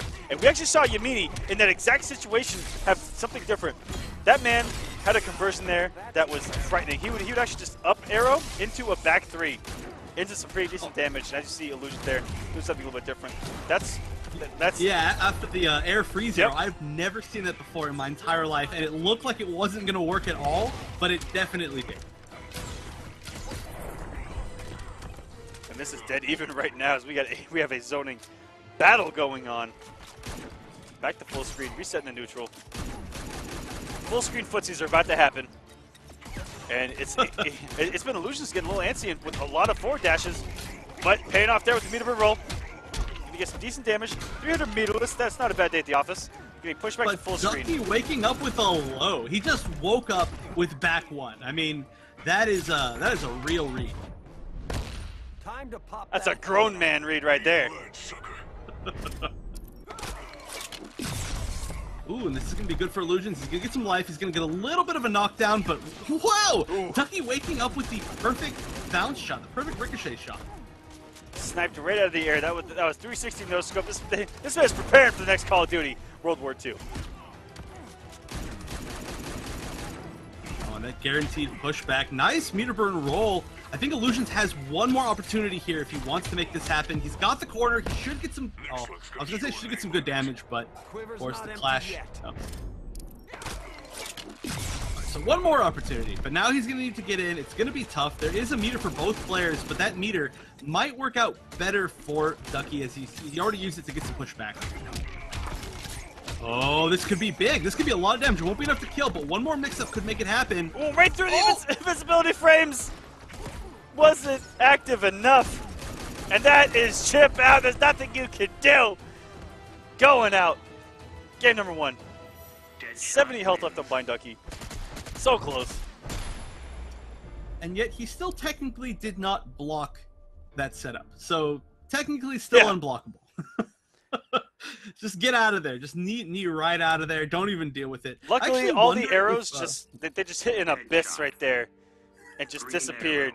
And it was allowed Ducky to get that full screen, get the chip on the meter rifle, and Illusions goes down. Blind Ducky has been really consistent lately here on War of the Gods. I've really been digging the switch from Holly to Deadshot and playing really well. This man was known as an immaculate spacer back in Injustice 1 when it came to zoning with Raven. And Injustice 2 played a little more rushdown oriented game with the Devora. Yeah, and MKX, which is, I mean, it's such a weird change. I'll literally never understand that change. But, yeah, going back to more of his style in this game, so it's looking comfy for him. I also do think the fact that he's a huge Harley fan. He really, really loves Harley Quinn. And so I think the fact that he's able to play a character that he really likes. I mean, he loves Raven, too. Don't get me wrong, but I'm sure he's really happy that he gets to play Harley in this game, and she did get the buffs to make her a better zone. Illusions now has a hefty health lead, and in a zoning battle, that could make or break you because it forces aggressiveness. As we saw Illusions fall prey to in game number 1, and even right there, with the health lead, tried to meter and roll in and make a big read, and it did not pay off. Yeah, and he lost a lot of life just trying to get that load because the blue trait was out. But, I mean, he had such a life lead that he's really kind of holding on to it, even though he's making a lot of trades that aren't necessarily in his favor. Although, if he's going to keep doing it, it looks like he's getting a little bit closer and closer, although this is definitely going to change that. I'm surprised. Oh, never mind. I was going to say I'm surprised he allowed Ducky to break, but now that I look at their meter, I 100% understand why. That's going to put Ducky at a chip situation against these arrows, and there's nothing he can do. He really could have done either one of two things, which was meter run back 3, which would have done a hefty amount of damage, or do that and pretty much guaranteed the kill with some chip out. Another arrow goes wasted. Another one bites the dust. Oh, these poor apples. I wonder if he's eating all these apples so he doesn't have to fight beon, because, you know, they say an apple a day keeps the Dr. Fate away, right? Ooh, I like it. Nekomata on Twitter saying that last match looked like a Marvel vs. Capcom match with all those shenanigans on the screen. I absolutely agree. PL has 30,000 assists. Dr. Fate has a few assists of his own with those onks. And yeah, it was crazy. That's true. There are so many just different things on the screen for those two characters alone. I mean, things floating around them and flying from the back of the screen and standing still and stopping moving and starting moving. I don't know, that's a wild matchup. But not so much this matchup. This matchup is definitely a projectile-based matchup. Real early health lead going to Ducky. Ooh, bring back a little bit. These fire arrows win any trade. Oh, right there. It's actually dead even. 97 for 97 on the rifle. Ooh, I okay. think that was a bait for the Yes, wake up. because he did it out away from the hitbox, away from the invisibility frames. He wanted to actually beat out that knee. That was actually incredibly smart from Illusions. Didn't work out because Fly Ducky says, okay, I'm not going to wake up. That's the mix-up. But the read was still good, of course. And I think he knew that Illusions might try to bait it this time because if there's a situation that loses you a game, just like how that lost him the first game, a lot of times you kind of want to, in your own head, remedy that situation. You know, say like, well, okay, I lost the entire game because I wasn't able to bait that wake-up knee. I'm going to bait that knee next time. So then, you know, it becomes a little bit maybe readable that you would try to do it. Ducky now gaining control of this match. Illusions has been eating lead this entire set so far, and not one ice arrow has worked for him. He clashed some bullets to try to get some health back. All three. Illusions gonna get a lot back. He really doesn't need meter for too much in this matchup. That's gonna be the one big advantage that he has in the zoning game.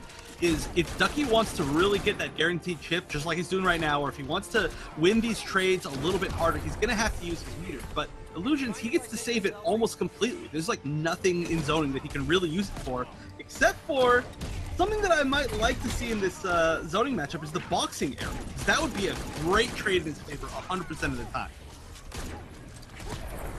Yeah, just getting out-zoned here is Illusions. Early on in Injustice 2, we saw the fire arrow be incredibly successful against Deadshot players that really just spam the straight shot. But as you see there, the more methodical zoning that's developed with Deadshot, a lot more mids, really check that fire arrow, able to shut it down, and then he has to worry about reloading it. That's the big thing. Is once he has to reload it, he puts some negative frames on the screen that can go punished by anywhere by Deadshot. And Illusions was back to the wall. Gonna go with another character here? And he goes with Catwoman. Okay, I've never seen Illusions play Catwoman. Well, first of all, have you ever seen Illusions play Catwoman? No, but if I were a betting man, I would say that he had a Catwoman going into this. Yeah, no, I mean, I absolutely believe it. But I have to say, I think that this is an extremely good character for Illusions. Illusions, like I said earlier, he's always been good at neutral. He's been really good at opening people up just within that sort of mid-range. And the fact that Catwoman is a character that excels in that area, does a ton of damage, and then doesn't really get zoned out, I think that Illusions could be an amazing Catwoman. Ooh. Big drop early on, but looks like he might have done that intentionally to do a corpse hop. Corpse hop didn't work out, but Illusions good help lead here. Catwoman, an amazing counter zoner. If she had armor on that cat dash, if only she had armor on that cat dash, would have had a good read right there. Yeah, this matchup is another one of the zoning matchups that changed a lot. Essentially, anybody that has a really good low projectile, it's going to mean a lot. Wow, and breaks the armor on the meter burn back through. You very rarely see that ever happen. I actually don't even remember the last time I've seen a Catwoman meter burn back 3 get broken. And now that health lead is just gone, as Ducky, once he puts some full screen, full control with this zoning. This man is a spacing wizard right now. Ooh, and that is a punish, but didn't have the meter to get the full conversion. Thought you were a skilled killer. Just wearing it down. No bar for either player. Illusion saving his meter. I think it's smart. He's now going to be able to get a much bigger conversion off a situation like this. And in fact, that's going to give him the corner carry. But the big fear here is going to be the fact that Deadshot now has those unblockable interactables to his back. And any sort of meter that he builds, in fact, he already has 2, can be used to make it armored. Very good. Tried to see a whiff punish from Illusions, but he didn't quite do it in time.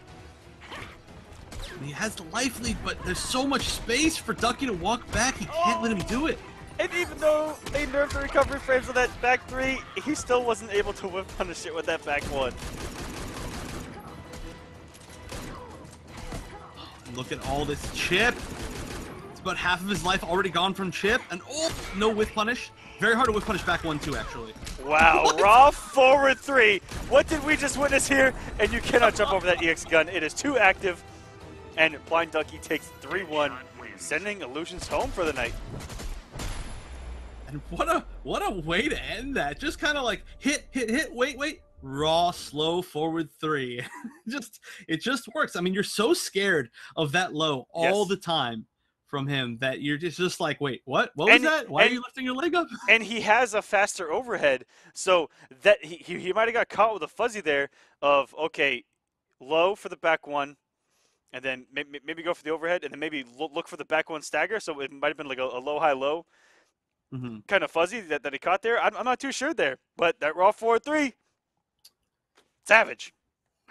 Whatever works. It was a really good read, and it was really nice to see actually Ducky go on the offensive at the very end, which is really what allowed him to win, because he was, he was running, and at the very, very end switched it up, which is something that we saw earlier when he was playing Harley too. He knows exactly when he can go back in and when he has to run away to get that advantage, and a lot of times it looks like people are really tripped up by it.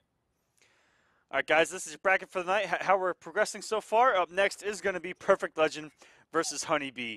Winner of that is going to move on to play Blind Ducky, and then we're going to get into top 4. Winner of that's going to move into top 3 and losers finals. Samiij beon is going to be coming up next after this match, and this is going to be another blockbuster matchup. Perfect Legend, Honeybee, coming up next. Wow. That is, I mean, I was excited about beon PL, but I didn't even think about the fact that it's potential that we could get PL against Honeybee. Now, I feel like that must have happened before, but for the life of me, I cannot think of... I actually cannot... I can't remember it. Yeah, I can't think of a matchup between these two either so far here in Injustice 2. But this is going to be an interesting matchup. Brainiac doesn't have the best defensive options in the game. But... Yeah, no, definitely not. Once he gets things going... Once Brainiac gets things going, I think that Perfect Legend could do well. He just has to be careful on the defensive and on the wake-up game, because Honeybee's going to be all over it. Brainiac doesn't have a true wake-up, and if Honeybee's done his homework, could be tough if he loses that health lead early. But if he's able to build the space, if he's able to put Flash full screen, could be a different story. Yeah, it's going to be... It's almost like the normal way that Flash plays against zoners is I think what we're going to see. So normally, Flash, he has to be patient against zoners for a very long time. Patience. One opportunity, take it, I think it's going to be the opposite, but instead of with patience moving forward, it's going to be with defense. I say as he immediately starts off landing a combo, so there's not going to be any necessary patience here. And the other thing that's going to be tough for Brainiac to deal with is the fact that he actually doesn't have any 6-frame options. So frame traps might work a little bit better against him. Oh, very good. Using that trait, not the combo extender to keep anything safe there, but he just kind of used it to continue pressure, just to continue the chain of events. And he still has it loaded. I have to point out that double side switch dive kick combo. That was so cool. Or not combo, sorry, the setup. It was like a mix-up on top of a mix-up. And that's one of those things that sometimes it won't work against worse players because they're already getting mixed up by the first mix-up. But PL knew that Honeybee is a good enough player that he could do the double mix-up. And Honeybee's punished 2 dive kicks already. I'll punch you into the next universe. Well, Flash still a savage there. Punch you to the next universe. Good lord. Yeah, he is angry. He is not a fan of Brainiac. Barry Allen, you need to calm down, buddy. Came off the trait anyway. I'm not too sure if that trait actually makes it through the rounds. That'd be something you should contest. Beatman rolls right through that trait and says, peekaboo, I'm on the other side. Into a trait combo. Speed Force is active. Anything's possible right now. Oh, got the wake up the other way. He actually might have been able to combo there. He tried. That would have been so cool. It was very definitely an opportunity. Instant meter burn dive kick was like even the toughest thing he could have done right there, but he really wanted to go for that. What a conversion! Oh my goodness! And that was one of those conversions that's completely, or not completely, but the situation is new to this patch, where he was defensive, held onto it, and then Oh, That's that gonna should close be it out. enough. Honeybee could have comboed off that slide. Doesn't get it. What a game number one between these two. That was ridiculous. The Flash wins. That was showing off. That was just great. PL really showing off how much more he can use traits in so many different situations. I mean, he is ready for all these minute little conversions, and that's again, both of these characters are so cool because they both allow the players to be like way more creative than a lot of other characters. You see all these weird setups and conversions from Brainiac where he's switching sides and using trait in different ways and overhead lowing, and then you see Flash where he's got 100,000 combo pass and each one leads into a different thing. And yeah, that was, I don't know, this is just great so far. I think that he saws that trade loaded. He does. He follows it in. Oh, but gets the trade. That was such a good down two from Honeybee. Preemptive, knowing that Perfect Legend was going to follow that trade in. I was able to get down two out, even if he blocks enough to trade, and he gets a full trade combo himself as Honeybee.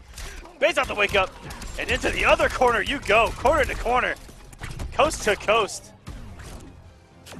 Oh, and that maybe could have been a back forward two whiff punish, but I think Honeybee just wanted to go for a little bit of a safer option, just wanted to close it out and keep that life lead.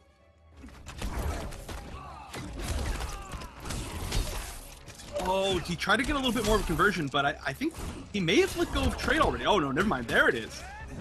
Oh, and that's a missed punish by Honeybee. He's been really good at punishing that, but unfortunately, that was the time he needed it maybe the most. So little accomplished. Good little comeback there, mounted by Perfect Legend. There's one bar. Try to keep him locked in. What disrespect from Honeybee.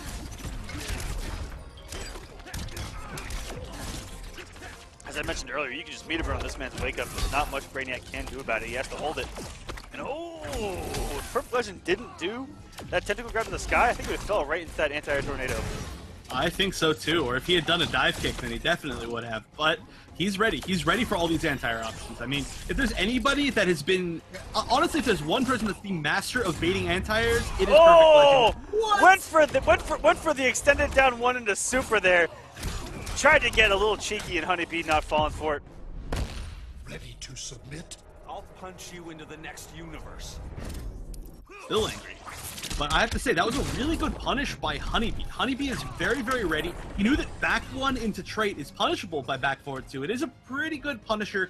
It gets a lot of those pesky trait cancel situations on block out of the way. And a lot of characters actually can't get a punish right there just because of the range. But Honeybee knew, he's experienced in the matchup, and caused that whole situation to go in his favor.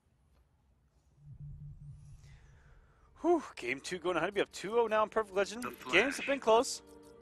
Batman. And Perfect Legend was back to the wall. Thinking about going Batman against Honeybee, who we saw VTEC play earlier and do very well. He just has to input the game plan. And Perfect Legend, as we know, especially from early on in Injustice 2, ridiculous Batman. Let's see if he still has it all in the fingers. Yeah, now, I do know that he does play... Wow, that was a great down two. He down two before the last bat even hit him. I can't believe he even tried that. Ooh. And me and Echo talk a lot. We see a lot of Batmans on this program just down two. They just do it. They're the Nike character of Injustice 2. Batman players love to just down two in pressure just savagely, as we've now seen 2 for 2. Exactly. Well, you know, it is his only 6-frame option, so it's I mean, there's a reason why you see them match it, but of course, I mean, hey, Batman players, they just do it. You're exactly right. And there we go. Seeing that parry hit, the one that VTEC was just somehow barely frames away from landing. Oh, that jump normal beating out the armor, multi-hitting. Why? Because of the Speed Force. Stump. Can we hurry this up? I blame anything and everything I can on the Speed Force when it comes to the Flash. And so if you're angry about the waste of the apple, why are you not angry about the waste of like 3/4 of a hot dog in Flash's win pose? And the entirety of the soda. You know what I mean? Well, he could have drank all the soda really quick. I mean, he's the Flash. You can't tell. But the hot dog you see for sure. What if he throws the hot dog and after the match goes back in time to finish the hot dog? Wow, okay. That would be... I would have a lot of respect for Flash for that. And you know what? And do you want to know why he can do it? Because of the Speed Force! Because of the Speed Force. which is exactly what he's using right now. As he's getting really close, he's potentially one good. Oh well, I guess there's Clash still available, but he's eventually the 2 good unclashable mix-ups away. Oh wow, PL not breaking? No, why are you clashing PL? Why? You're This dead. is gonna hurt. Oh, and that's gonna do it. I don't know if Perfect Question went for a wake up there or not, Flash wins. but Honeybee went for some trickery off that knockdown. Hard knockdown. Did some mix. It happened to be unclashable, but I completely agree. It would have been better taking the damage and resetting the neutral Yeah. than getting killed right there. I mean, it wouldn't have been if he had clashed at the very beginning. There's no way that would have been as much damage as he actually took in that combo. I mean, it's a full trait flash combo, and then of course you have to know that the Oki is going to be ridiculous off that situation. Batman, of course, he doesn't have the best wake ups. He does have, I mean, he does have options on wake up a little bit more than some of the characters, but you don't want to be in that situation. I mean, even in what we just saw, that was kind of an ambiguous: is it in front or is it behind forward 3? And yeah, I just think PL should have clashed way earlier, but there must have been some reason. I'm sure he's got his own reasons. Still, it didn't quite work out for him. That means the Honeybee is going to move on to play Blind Ducky. Yes, he is, and that we are in top 4. We are in the money. Congratulations to these 4 guys. They are guaranteed some money for the night. Not bad for a night of, you know, sitting at your house and playing. You don't even need pants to compete. You don't even need pants, guys. It's that simple. All you have to do is sign up. And now that I mention it, guys, you can sign up for the remaining weeks. We got week 8, week 9, and week 10 left. Go ahead and sign up now. Gauntlet.gg/war for all details on our program. Go there. You can sign up right there for all the remaining weeks. It's simple. You can just set it and forget it. Show up Saturday, 6 p.m. Eastern, and play. It's pretty easy. So do it! Before I get angrier. I just saw Flash on the screen win, so I'm already a little bit tilted, a little triggered. Some personal anger towards the Flash. Whoa. All right. Not my favorite superhero. I also remember Injustice 1. Injustice 1 Flash. That was where you needed more than 2 hands. You needed more than 2 hands to count the plus frames this man had. Oh yeah. I mean, technically he's still got a lot of them, but on top of that, it was like further range, and then his damage was ridiculous. And then he got all those easy restands. Yeah, that was a whole different thing. Headbutt in. You better bring crouching. But all right, guys, we're gonna be right back. We're gonna go to a couple more teasers and trailers for you. We did start up Tekken on Sunday, so we'll get a re-glimpse at that, as well as some things coming up, guys. We'll be right back from these words from our partners. I am a man at war.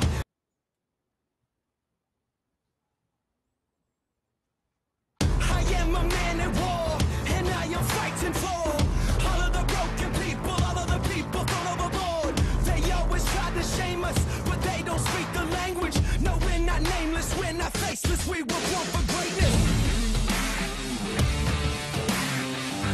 We're not nameless, we're not faceless, we were born for greatness. We're not nameless, we're not faceless, we were born for greatness.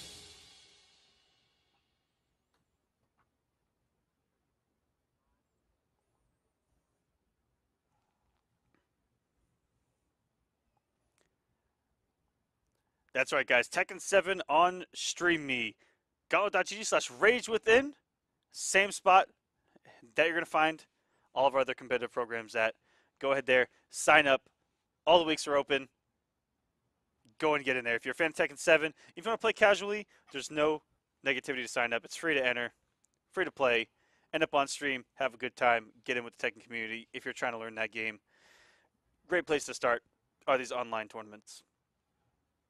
And we're going to be moving into winners finals, which is going to be Samish versus OMGX Beon, who's had his best week in War of the Gods to date. He was almost disqualified. He was this close to being disqualified, and now he's he's in winners finals. So that's really great. I'm glad his power came back. Obviously, I don't know, maybe he asked Black Adam to help him out there, and he's like, just charge my computer, or not my computer, my console and my TV for like 2 hours. 2 hours, that's all I need. Just gotta get in that top. That's when you go outside and you do the total sacrifice to the Thunder God Raiden, and you're just like, bless me with your electric might. One of the elder gods there. As yeah, this is gonna be a huge matchup. We're gonna see Catwoman versus Dr. Fate. I know pre-patch was very annoying for Dr. Fate, very annoying, but this may have tilted it just a little bit less than one way. It seems like on paper, without the medium cat dash, and the way that Beon uses his tools to keep her out of that jump to range, this is gonna be an interesting matchup. See how well Beon's able to keep Samish out. But once Samish is in, you've seen it 1,000 times. Yeah. Oh yeah, more than 1,000 times. In fact, literally every week here on War of the Gods. And actually, the interesting thing about this matchup is this might be the player who needs these points the most versus the player who needs these points the least. Oh, it's starting us off right where he left off on against Illusions with these medium back 3 reads. Actually, was that even... I don't think that was medium back. That was a normal back 3 that whiff punished the glyph just barely. But yeah, we are already seeing Samish get in. All right, a little bit of space. That's good for Beon. Oh, and not enough hits of armor to survive that. But Beon's still in a tricky situation. It's a lot of chip, but that's a lot of damage on hit. And then, okay, did I just see that jump 2 whiff? Whoa. I think it did, or I mean, I don't know. It looked like it went just barely under Fate's feet. Ooh, a back 1 anti-air. Very interesting. Not a tool you usually see. And wow, Beon took back so much life. But Samish is just turning around the exact same way. He's like, this one's not going to whiff at all. And wow, punishing his startup friends. One of the only characters that can actually do that. Catwoman is always a threat 100% of the time. And even, especially for Dr. Fate, even though she doesn't have armor on the end of her cat dash, she still can get underneath the close parts of the high projectiles. Karma's a beast. That's going to be a little bit of life left from Beon. We've seen Beon make huge comebacks before. Oh, he's going to get some good amount of damage from this back 3 full combo. That's a good start. Gets to start some Oki or some zoning or some sort of mix-up. Samish with strong defense is gonna get the bait, and that would have been enough to kill. Doesn't even get to take advantage of the plus frames, but there are just too many opportunities, and Samish is gonna close out the first game. Still though, Beon did manage to make back a good amount of life before he lost at the end right there. He was he just knows how to get absolute maximum damage off of every single situation that Dr. Fate has. I mean, they did, of course, increase the damage from certain things for Dr. Fate, which he actually doesn't use very often. But if you look at Beon, it doesn't look like he ever should have been considered a low damage character, right? I'll tell you what, he's got some pretty nasty conversions, and yeah. As you mentioned early on, if there's damage on the screen, he's gonna find it. And that's what makes him such a great character specialist, is that all these little mini conversions, they just you can't really find them in most Dr. Fate mains. This man is just like meant to play this character.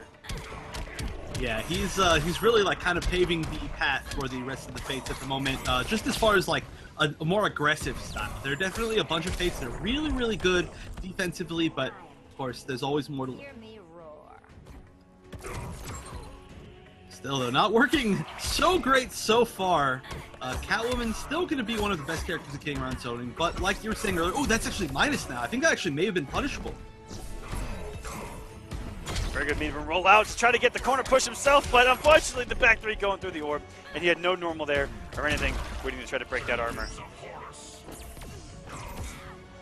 He's got that one red onk, 2 red onks, and he's used for a great conversion. He made it from dodge. No way. He knew exactly what Samish was gonna do right there. He threw out the high projectile and punished the dodge with the glyphs. Oh my, that was... he knew he got a back three conversion off of it and everything. That was something else. And you know what? Eerily similar to game number 1, where he started to make this kind of comeback. And wow, this man's just pulling out huge damage out of nowhere. But this time, now he has the health lead. Unlike game number 1, he's been mounting this comeback, and it's continued. This fight's not over. This chaos ends now. Samish should get back a good amount of life. Wow, uses 3 full bars. That is a lot. Keeps 1 though for the conversions and has full trait. So Beon getting hit once could be some huge damage. Of course, he's still got Clash available, but he's got damage of his own. Ooh. Whoa, what was that? He just did down 2 twice in a row. I feel like that may have been a mistake. Vengeance of Horus. He's got 3 aunts for pressure, using that to set up some more, getting some free chip, but wow, Samish knew exactly when to jump in so that the orb wouldn't hit. And wow, Beon with all the setup at the end. Beautiful spacing, and Samish going for a meter burn 4-3 on Beon's wake up. I don't know what happened, but the wake up actually beat it out. I don't know if he went into the wake up frames or not, but it looked like armor just had worn off by that point. Yeah, I don't know the exact situation, but wow, yeah, that was I mean, you just do not see that kind of comeback from Dr. Fate. And look, we have a tweet from Echo. Echo himself. Yeah, he is actually moving right now into a new place. Has been since Saturday, and Chef stepping up. But Echo is somewhere with us, and in fact, he's going to make a special guest appearance tonight. Hello, everyone. My name is Echo, and I'll be casting for a little bit here with Chef. All right, guys. I missed you ever since Saturday, but you know it's real good to be back here and join my hometown heroes' own EGP's Wonder Chef. It's so good. It's like the best imitation I've ever heard of anybody. Thanks, Echo. Appreciate you showing up on the podcast.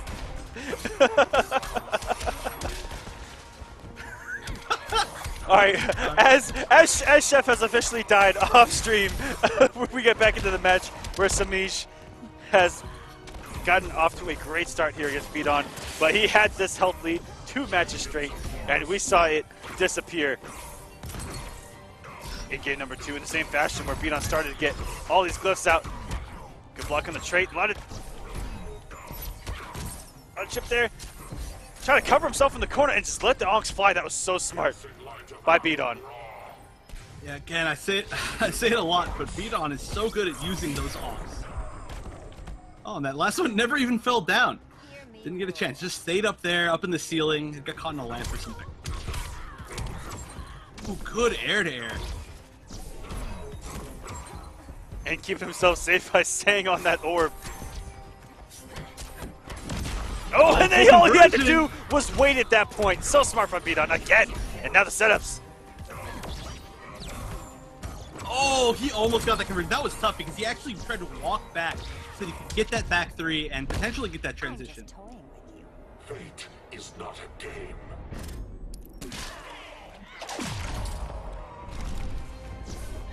It is certainly not a game, and Beon's not playing around. Oh, caught the backdash? I think that was a backdash. Fate, although it looks like a good backdash because it's invisible, it's not that good. Yeah, it's just a visual trick, and you know, I fall for it a lot myself. Where I think he's just teleporting, and I'm like, okay, there's nothing I can do. No, there's recovery, there's startup, and even when it does the meter burn 4 dash, it's just like there's things you can do, buttons you can press, but visually to see him disappear, you think it's a teleport. As Samish mounts a huge comeback.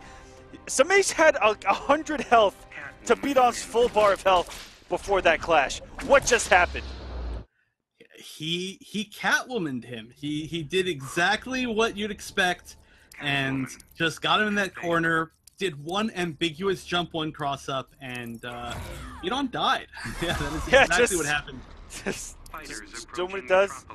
And Samish trying to win his 5th straight War of the Gods. One of you guys need to stop this man, okay? Because we're going to start putting out a bounty. Begin. Well, I think, honestly, if anybody can do it, it's beon. He's been doing so great against him. He almost had that last game. Wasn't quite able to close it out. Let that huge comeback happen, but I still think he's got a great chance of it, although I say that, and this is already not looking great. Yep, in the corner. Off to a great start. He's going to force the situation early on. You're going to get over-aggressive. You're going to make mistakes. And Samish in full control of this match now. In what could have been the complete opposite if beon was able to clutch that out. All going back to him getting a combo off that orb full screen. If he'd have just left Samish full screen with 100 health, probably would have been a different story. Ooh, and that was a conversion. That actually comboed from the orb right there. Jumps right over the meter burn back three. And beon, he's starting to make this back. Oh, okay. I actually didn't realize he even still had his first life bar. He had like one life left. Doing a great job. And ooh, there's that meter burn roll out and pushes Samish with his back to the corner now. Ooh, and trying to pick up the tablet of Amon-Ra, but doesn't get it.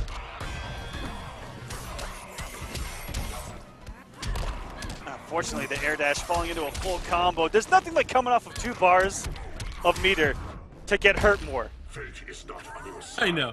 It is just, it's depressing.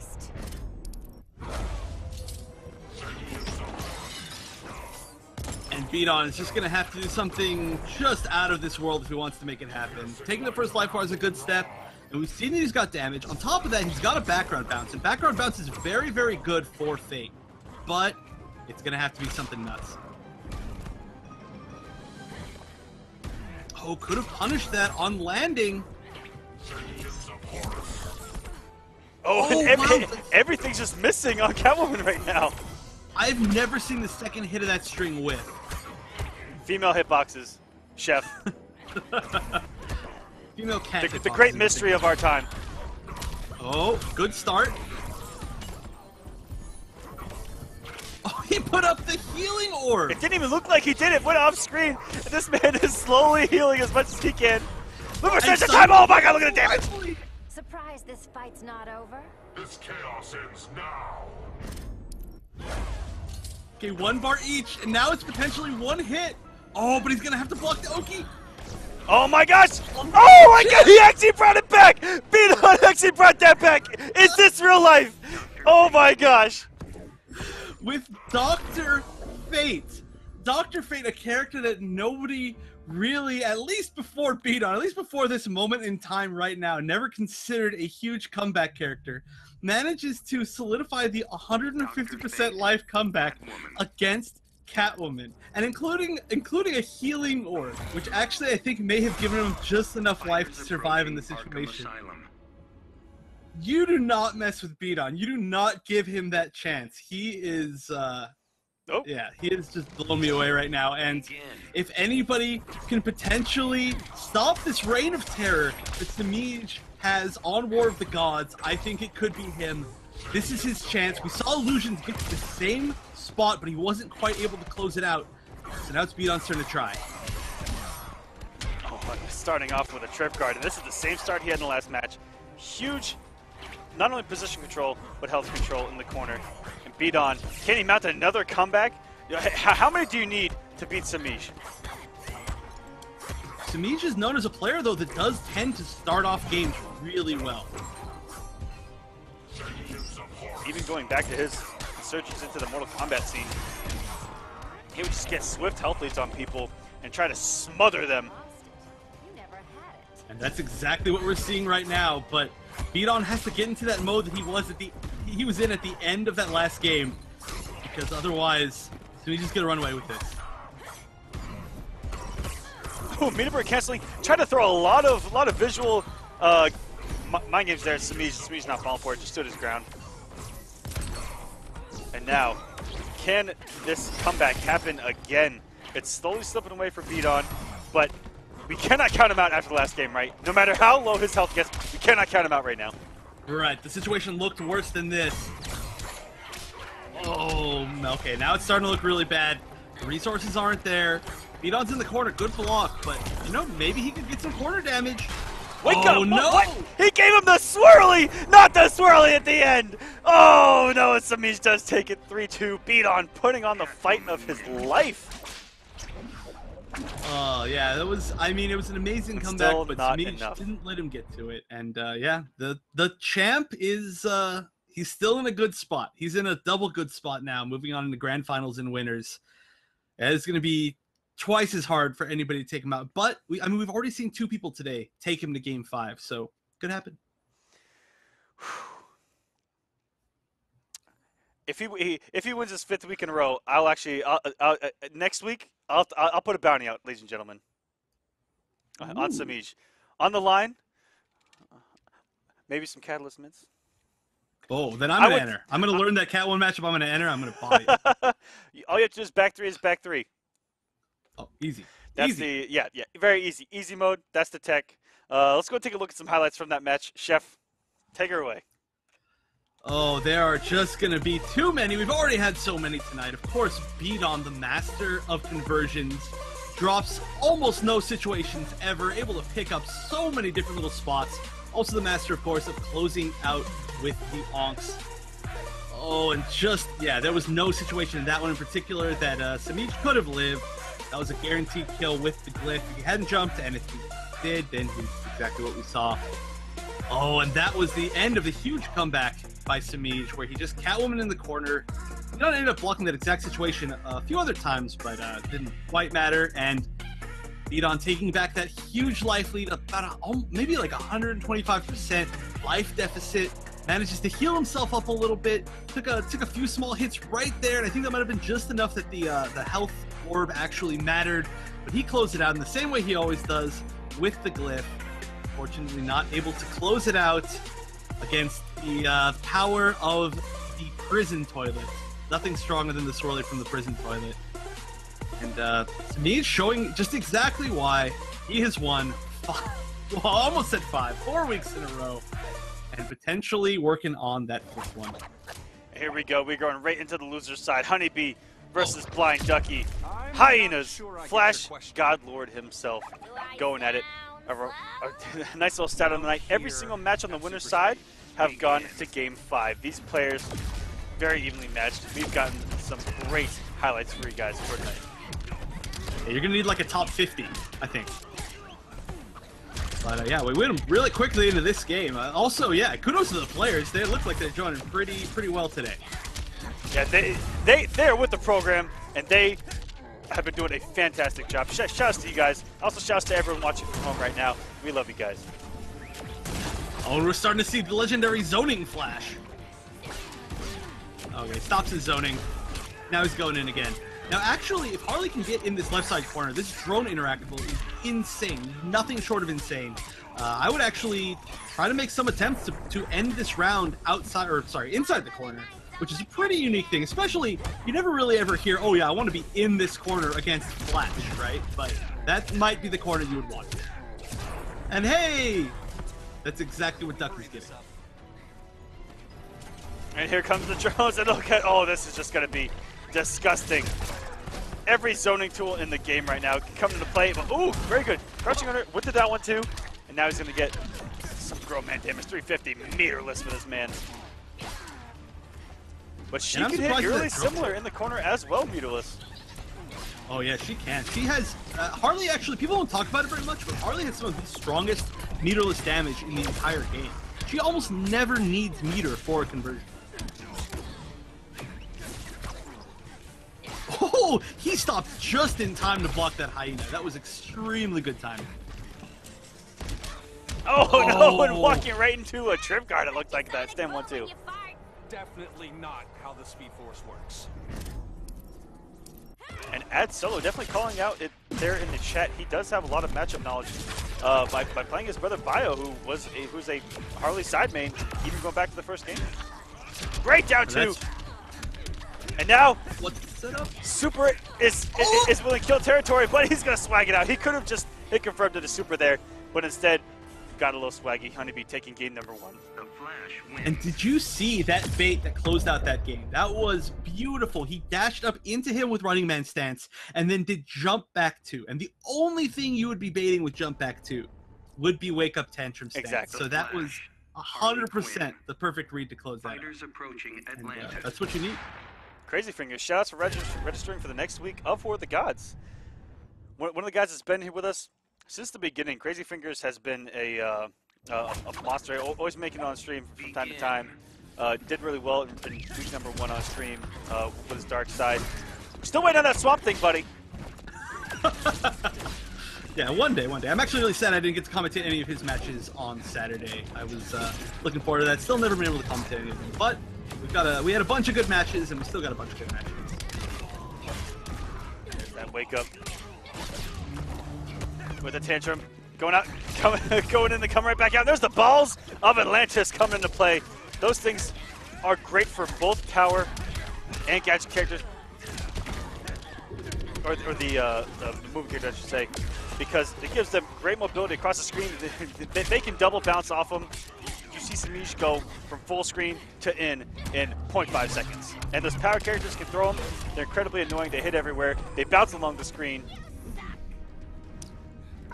Yeah, and it's an especially kind of volatile map for a gadget-on-gadget match, because none of the interactables on the right side of the stage disappear at all unless you're a power character. So literally all 3 of these jump interactables are just infinite time uses. It's there can be some crazy flying around. It looks like everybody's Brainiac.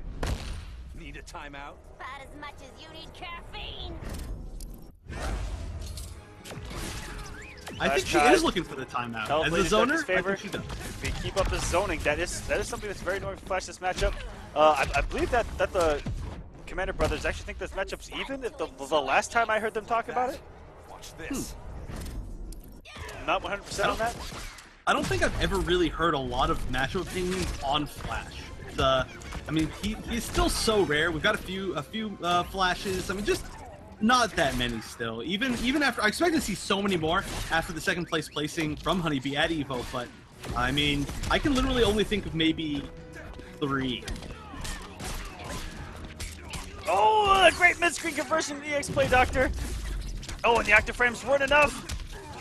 Oh, I don't think it's enough to kill, but it's one mix boy. He drops it. Oh, what an unfortunate drop. How did that not actually hit her hitbox?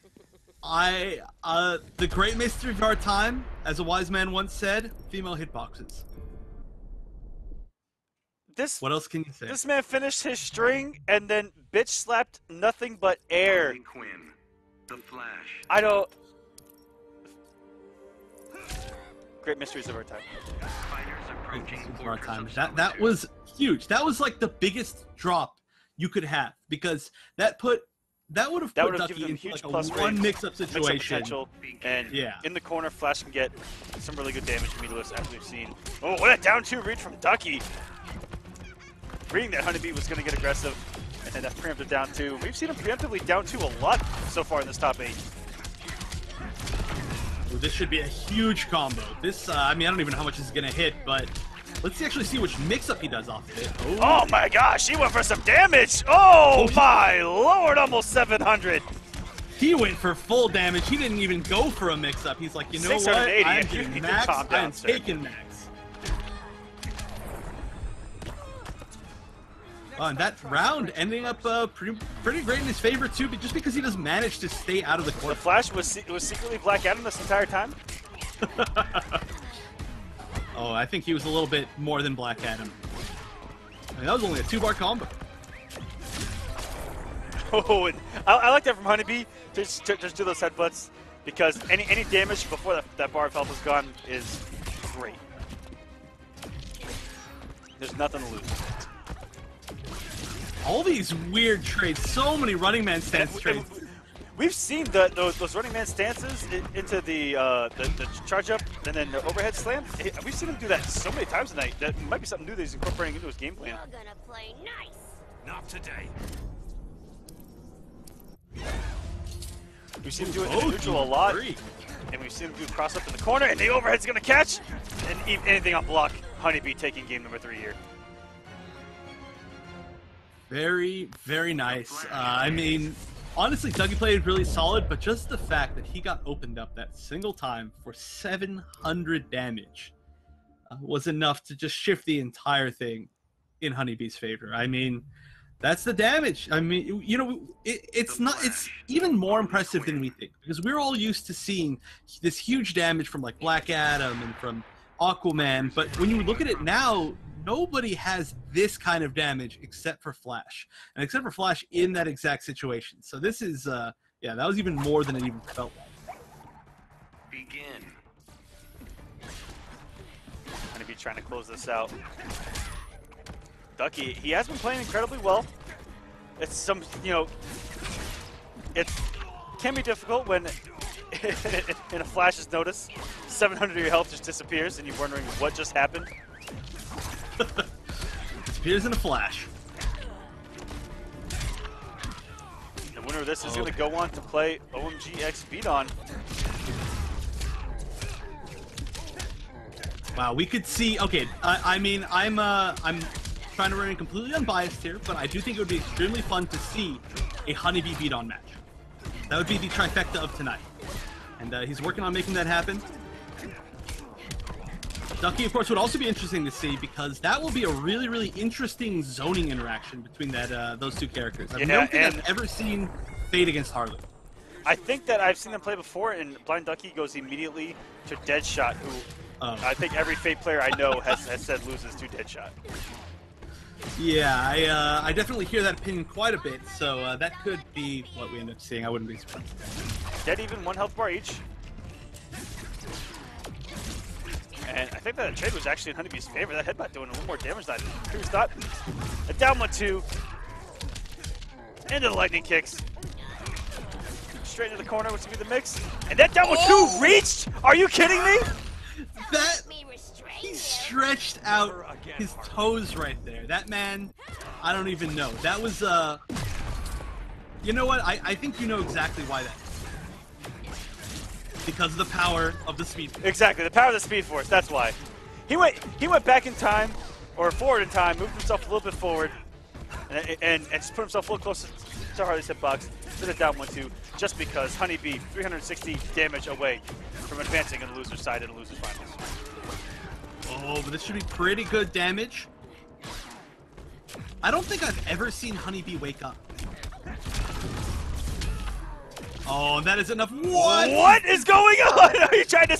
Okay, Honeybee's able to take it, but he has tried something like that before, and it has cost him. So luckily, he didn't throw it away, trying to go for some swag. I don't know what he was thinking. Maybe he thought that was going to kill. I don't even know what happened. The man just entered the Speed Force and exploded. He used the very rare meter burn follow-up to the dodge. Yes. It's just like Aquaman's, where you can make it explode at the end. And I actually forgot that he could do that, because I haven't seen anybody do it at all in this game.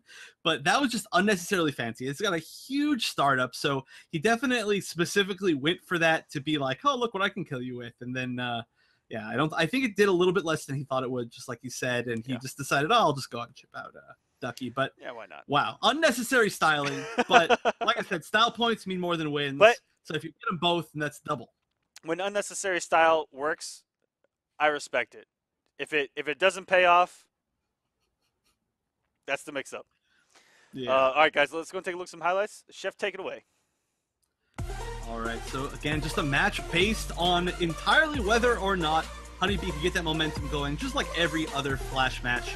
And it was so interesting to see the way that he used Running Man stance. It was almost like he was trading projectiles with Ducky the entire time.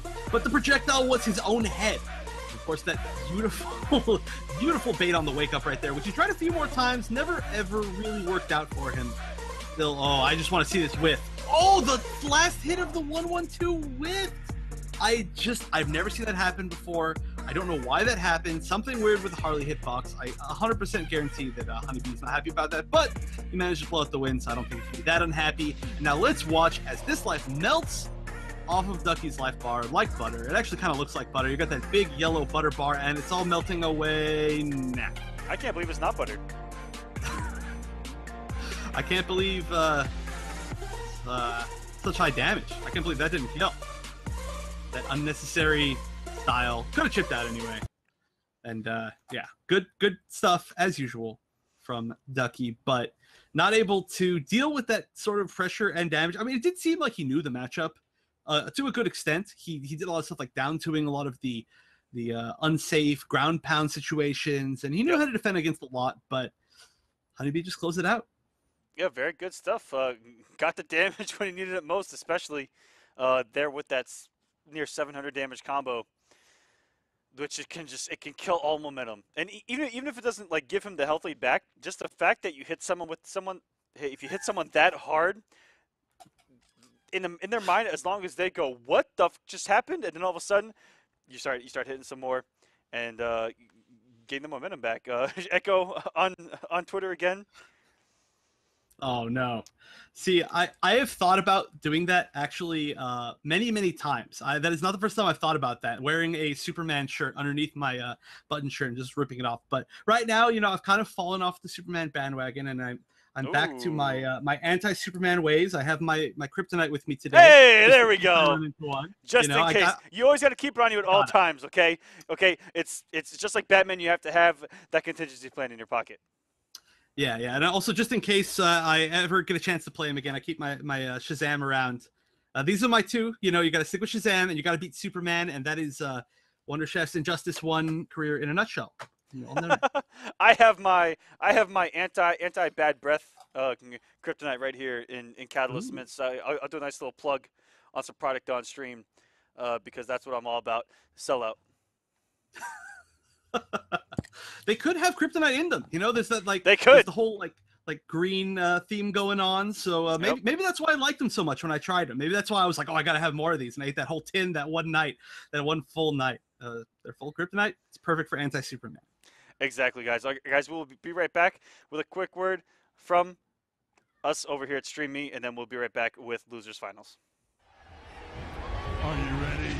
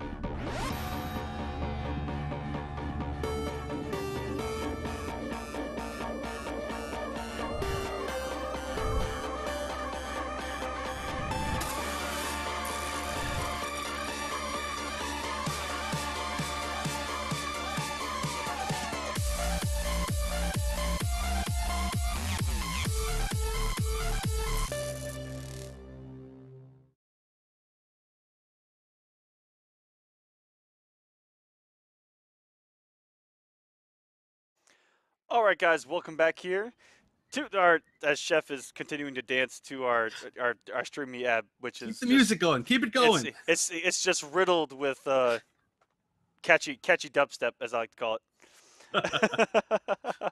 And our admin let me know ahead of time that Chef does dance a lot to our promos, as it were. We do use some pretty catchy music. Yeah, like every single time. Like yeah, you know, it's it's all good. There's like specific songs that's got to be, you know, like the PUBG song. That one's of course a good one, and then the Tekken song, and this one's good. And there's one of the like pre-roll songs that I really like, but I'm gonna have to figure out the name of that one later. Is it the intro video, or is it during the countdown? During the countdown. It's the second song during the countdown. So I'm gonna have to like pull up Shazam. Ooh, look at that, using Shazam. Of course I use Shazam. I'm Shazam. Figure it out next time. And all right, guys, we're going to move into Losers Finals. It's going to be Honeybee versus OMGX Beon. This is probably something that's going to get you guys incredibly excited. If you can, tweet us out. Let's try to get a couple more views in here before the night's over. Winner of this is going to go on to move on to face against Samish. is in his 6th straight grand final on War of the Gods, trying to win his 5th straight. Wow. This That man- is this man- that's like a level of domination I don't think we've seen in any NRS game. I don't know if y'all know this, For a but very that boy long good. He's all right. He's okay. He's yeah. I've seen better. No, I'm just kidding. I actually have never seen better, and I've never seen a streak like that. But right now, yes, a match that I am so excited for. You said everybody else is going to get excited, but I am going to get more excited than anybody else for this match because Whoa, Chef, this is PG-13. Whoa. Okay. Well, No, I can still get excited. All right? put it down Still get too. excited. Through the trait, this man is an absolute animal. Talk about a momentum killer. Wow. And yeah, really strong start from beon. Honeybee just hasn't been able to get anything started. I mean, we see beon doing so well against characters that have the ultimate tools to get in. We've seen him against Catwoman today. We've seen him against Brainiac today. But when you put him up against a character like Flash that actually doesn't have the best tools to get in, this is actually a totally different story. I mean, you forget that Fate really has the strength of being able to keep these like normal characters out. Of course, though, Honeybee, he's gonna get in once, and he's gonna try to make that count. Yes, he is, but man, has it been a struggle with how much beon is putting on the screen. He has had time to set up, and what a conversion. I didn't know you could convert off that without the trait. I did not either. It wasn't a very, very specific spacing, but I also have to point out the fact that he got hit by the third onk and then used the speed dodge, or whatever it's called, to get through the actual blast from the sky. That was so good.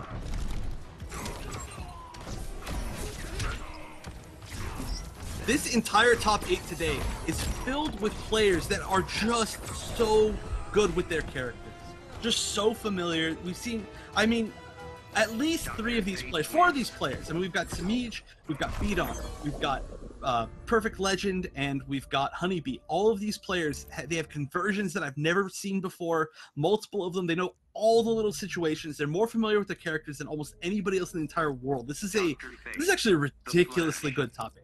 This is, and guys, I'm glad you guys are here to witness this. We thank you for being here and watching it. Savvy, thank you for registering for next week of War of the Gods. I hate getting hit up right before we go live. Hey, is registration still live? No! It's not still open! You should have signed up the previous 8 weeks, you savage! As we get into game number 2 here, between Honeybee and beon, trying to get his run back with Samish. That was so close the first time around. And that player, Savvy, that we just saw the tweet from, I believe that was the person who knocked Honeybee into losers round 1. So, you know, you did your work. I guess he lost the run back, but still, I mean, look at how much he did knocking a player like this. It's moving all the way into this top 3 into losers round 1. Oh no, here comes some damage again, beon! Oh, Chef, almost another 700 damage. Yeah, like I said, Honeybee needs to make all of his damage count.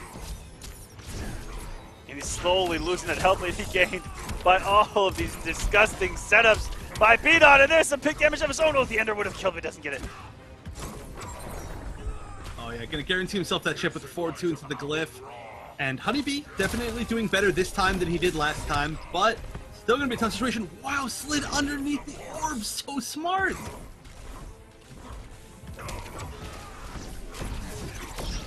Oh, and he wasn't able to slide in those DMs that time. It looked like he finally blocked Twitter. Sorry, blocked beon Twitter.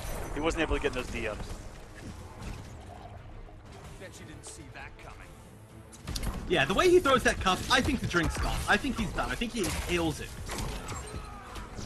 But the hot dog, though. The hot dog is wasted. beon just applying this constant pressure. Look at this, using the onks' pressure tools.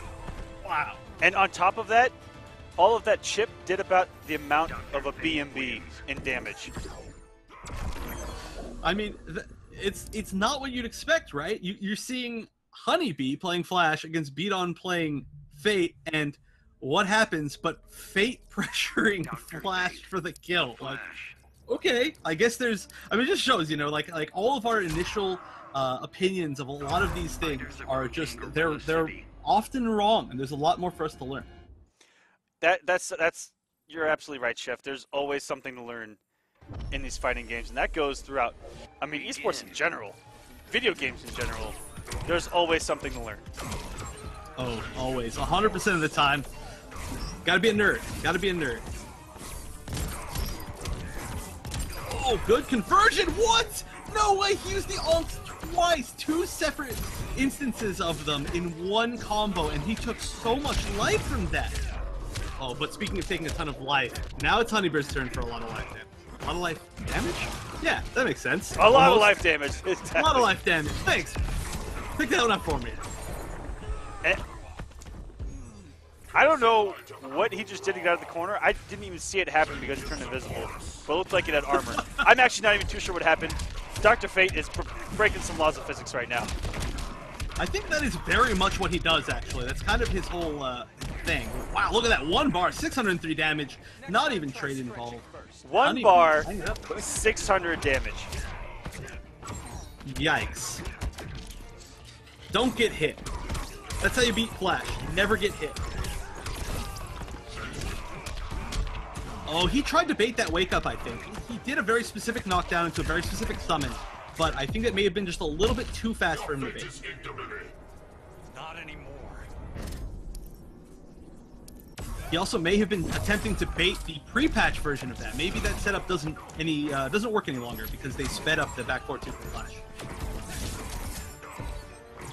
Oh, 1 more, and we're going to see an explosion. But will we see the bait this time? Oh, no. Beon's getting set up. Yeah, Honeybee has to find his way in before everything gets on the screen. Oh, and this is all that chip that we saw earlier as well.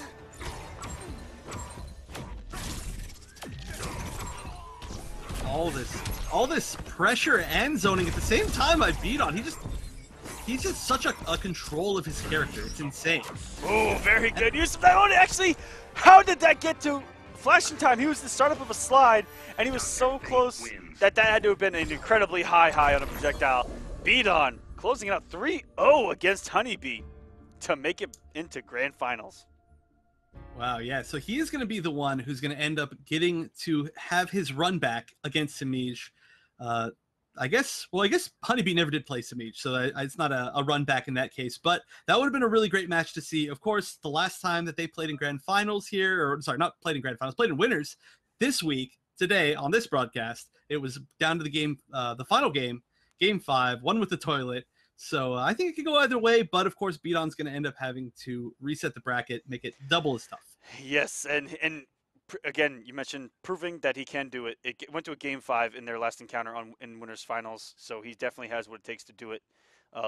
Looked like as long as he applied his game plan, kept Samiij off him, that it's just like fighting a cat in real life. Okay, if you keep him off him, as long as the cat doesn't actually like get on you and start clawing you, you're pretty good. But if you can keep your cat away, that's trying to jack you up.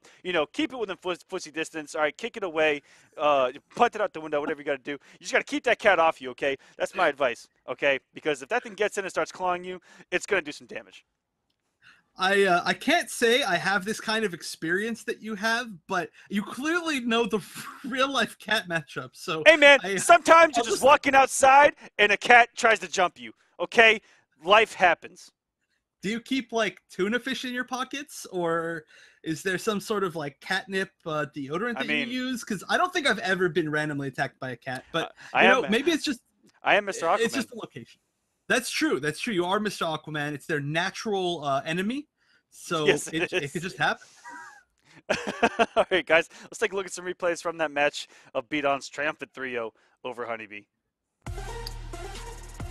Ooh, yeah, I can't believe that it was a 3-0 just in general, but of course, Honeybee didn't seem like he didn't know the matchup, as we saw every single time that 3 onks connected.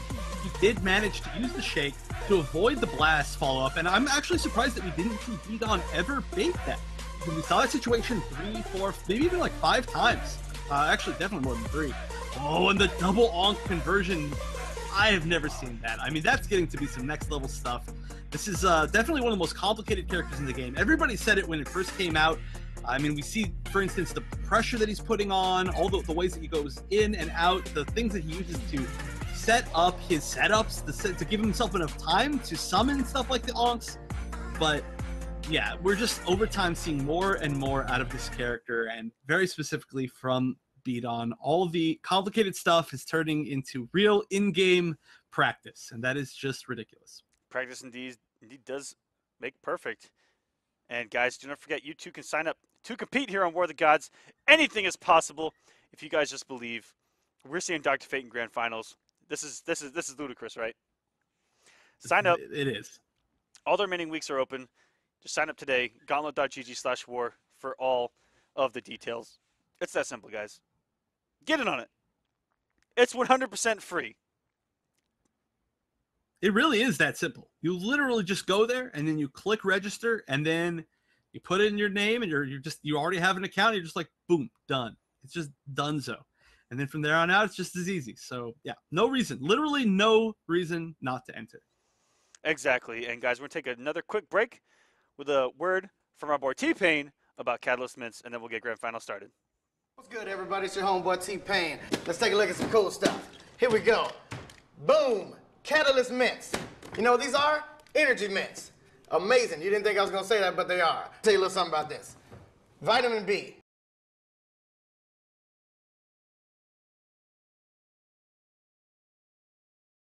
There's no calories in this. It's amazing. It's for your long gaming sessions after that weird date at Taco Bell. You don't want that. You want to be energized. Pop a mint, breath is good, and your energy is up. You know what's even cooler? You can either buy it like this, one pack, or you can buy the whole case. You can play Pulp Fiction with it. You can do a lot of stuff with this. So if you feel like getting arrested in the airport, then buy the whole case. It's a fucking briefcase full of pills. Take a choice. Put it in there like that, boom. Now you're on your way. Catalyst Mints is the energy mint. I'm gonna need you to come take 6 of these. Pour them in your mouth, just open up the All right, guys, welcome back in time for grand finals. I don't know why Chef is dying right there.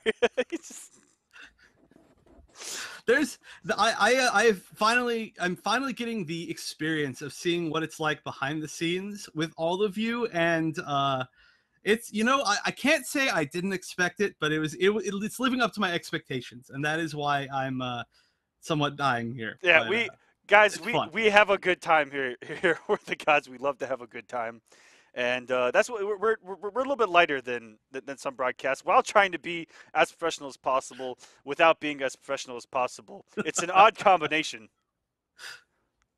It's unique. It is War of the Gods. It is the very much the style, and it's great. I'm having tons of fun here. Yep, and we're just waiting on beon to join us to get into this match with Samish.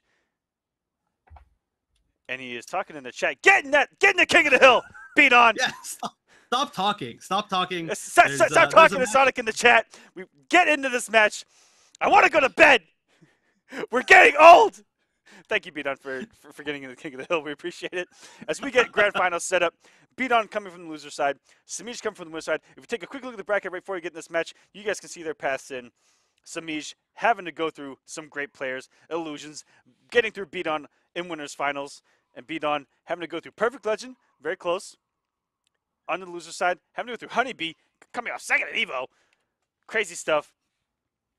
These are our two best players of the night. For sure, they've played outstanding. And this is the run back. It was 3-2-1 winners. Let's see if beon can work some of his magic. It's starting off great with the instant jump one into the interactable cancel. Yeah, the jump one has to be one of the best anti-airs, air-to-air anti-airs in the entire game. Jump one, of course, from Dr. Fate. Actually, both of these characters have incredibly good air-to-airs. You were just saying earlier that you feel like a lot of the meta in general, of course you were talking about Scarecrow, but I do think that a lot of it in general is air-to-airs we're seeing right now because they give you so much reward. Of course, a down 2 is going to scale all of your anti-air damage to pretty low, but an air-to-air gives you that absolute maximum juicy damage, which is exactly what we've been seeing and what beat on this lead. Yeah, almost a flawless to start us out from beon, and getting set up in the second bar of health as well with these Ox.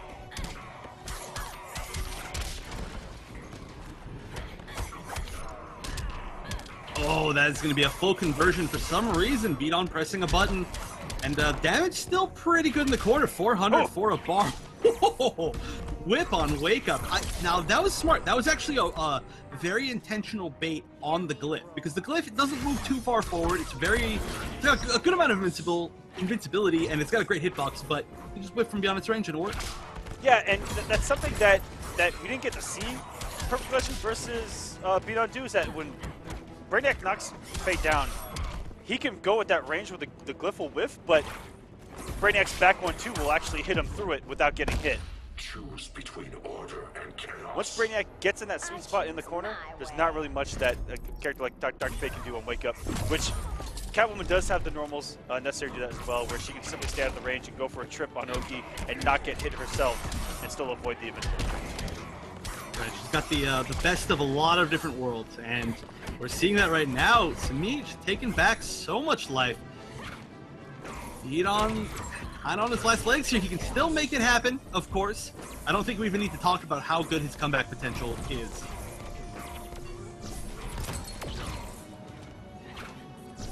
Oh, could have punished again. Oh, but the meter burn back 3. Nothing like it. Gotta expect it from Catwoman. Catwoman wins. Samish going up 1-0, trying to close out the night. Sonic Fox fan 4999. He's a fan of Sonic Fox 5000.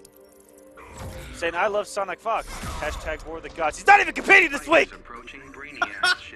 Okay, so this guy, I don't know if you're familiar with him, but he is the ultimate Sonic Fox fan. He is, I mean, his name is Sonic Fox fan 499. That is like, it's pretty telling. He will talk about Sonic Fox 100% of the time in any situation. Big start. Good start here from Samish. Yeah, that was a big punish with that neutral jump.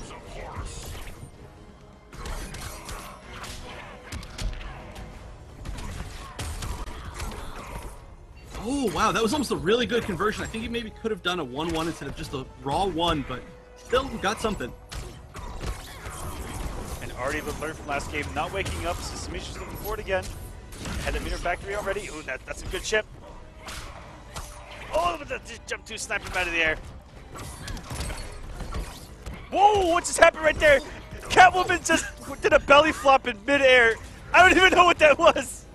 And then he did down 2 canceled into straight whip to make it safe-ish. That was quite the tech, I guess. I guess that's the forbidden tech. Down 2 canceled into anything on block is forbidden tech. Oh, 100 out of 100. Aquaman, down 2, cancel the Trident Rush. Someone press the button, I dare you.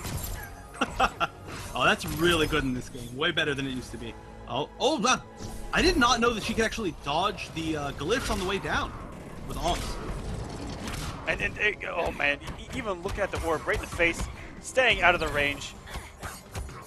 And you know what they used to say back in the day, if a problem comes along, you must whip it. Whip it good.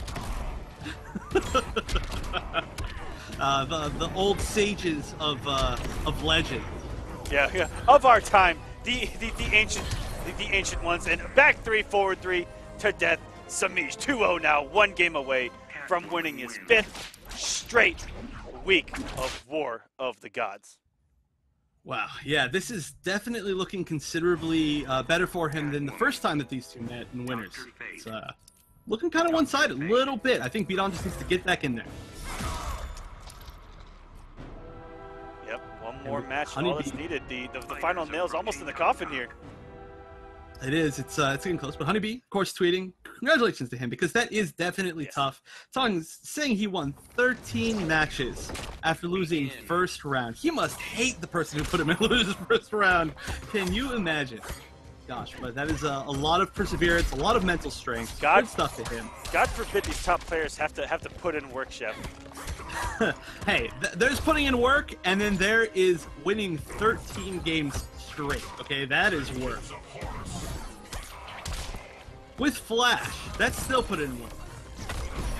I know you hate him though, so I shouldn't say. Ooh. Beon's throwing everything, including the kitchen sink right now, at Samish, trying to get something going. He's going toe for toe here in game number 3, but he has a mountain to climb. Mount Everest, in fact, if he needs to win 3 straight games, and then another 3 on top of that. Yikes. And I do love really love this usage of the whip that we're seeing from Samiij, he's just really, I think, trying it out and seeing that it works and just saying, oh, wait, this is a great tool. It gets past the orb, it gets past the glyph, it really controls that sort of neutral range that Beon wants to be in. All right, we're at least even here this time around on the second bar of health. Beon has some vengeance out. He's got a little bit of it left. He's gonna keep that orb out. If that would have hit, would have done some extra damage. Oh, here comes some glyphs coming in, and he's just evading, taking his time, being patient. Samiij, instead of going on a complete offense here, showing us his patience with the tournament on the line. Catwoman can, against any character that doesn't have a low projectile, or even some that do, can play extremely patient. I mean, technically with her dodge, she can sit there building a meter, building these cat scratches to make any one of her conversions do a ton of damage, and just be patient. Wait for them to make a mistake. Wait for them to, overcommit with a projectile. That's exactly what we're seeing from Samiij. Oh no, that is so much!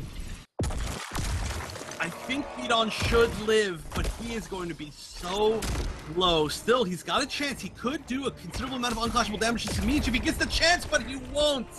As Samiij, using the guaranteed interactable setup, will win Grand Finals 3-0, winning his 5th War of the Gods in a row. That is a feat. I mean, and on top of that, again, that match was so close in winners finals, but when it came to Grand Finals, it was a huge adaptation from Samiij, and he really just made it work. Yeah, Samiij showing his prowess here now. 5 straight wins on War of the Gods. Can he be stopped? That is the question going into next week.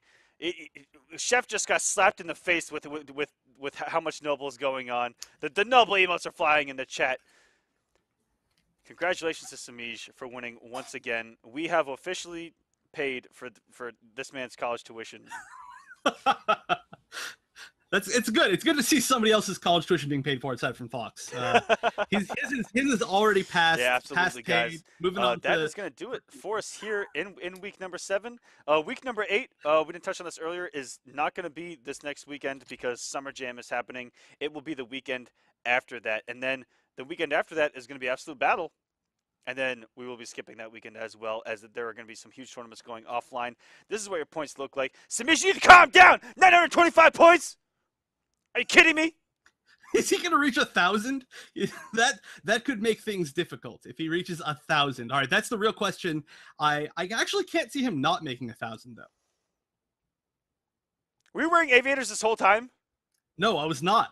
Okay. But Woo! that would have been a great trick if I was. I had to give a little bit of respect right here. It caught me off guard. I thought I was looking in a mirror. All right. Oh no, I don't have the wonderful mustache. Yeah, I'm about to say, I didn't see the mustache, so I was like, wait a minute. Okay. We call this the Asian mustache. You guys don't know what it's like to wake up in a world and fear waking up that you wake up and someone has shaved you. Like that's a nightmare that I relive every morning. Like I wake up and I go, oh, thank God, it's there. No, I sadly have never been able to experience that sort of fear in my life. So I'll have to take your word for it. All right, guys, that's going to do it for us. Chef, any last words? Just again, thank you all so much. Of course, I could never replace permanently the wonderful Echo, who I hope he's having a great time moving. So thank you very much to him in particular, because I realized I actually forgot to thank him last time for allowing me to cover for him in this time. So I hope his move is going great, and I can't wait for him to be back on the next broadcast.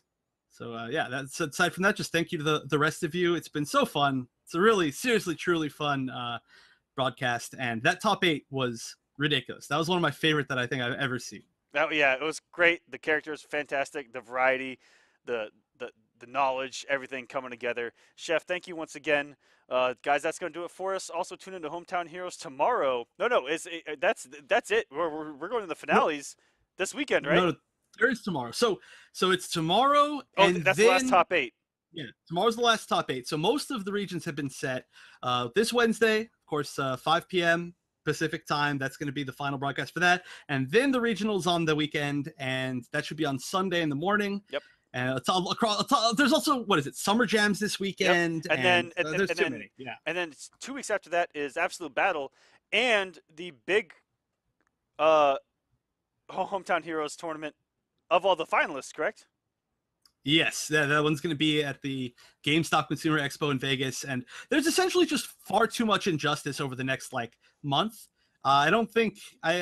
Somebody's going to die from an injustice overdose. We're going to have the first, gameplay OD of all time. I think. Oh well, hey, better too much than not enough. Guys, is going to do it for us. We will see you guys in week number 8 here on War of the Gods after Summer Jam. And guys, enjoy Hometown Heroes and Summer Jam coming up, and we will see you next time here on War of the Gods. Thanks for watching.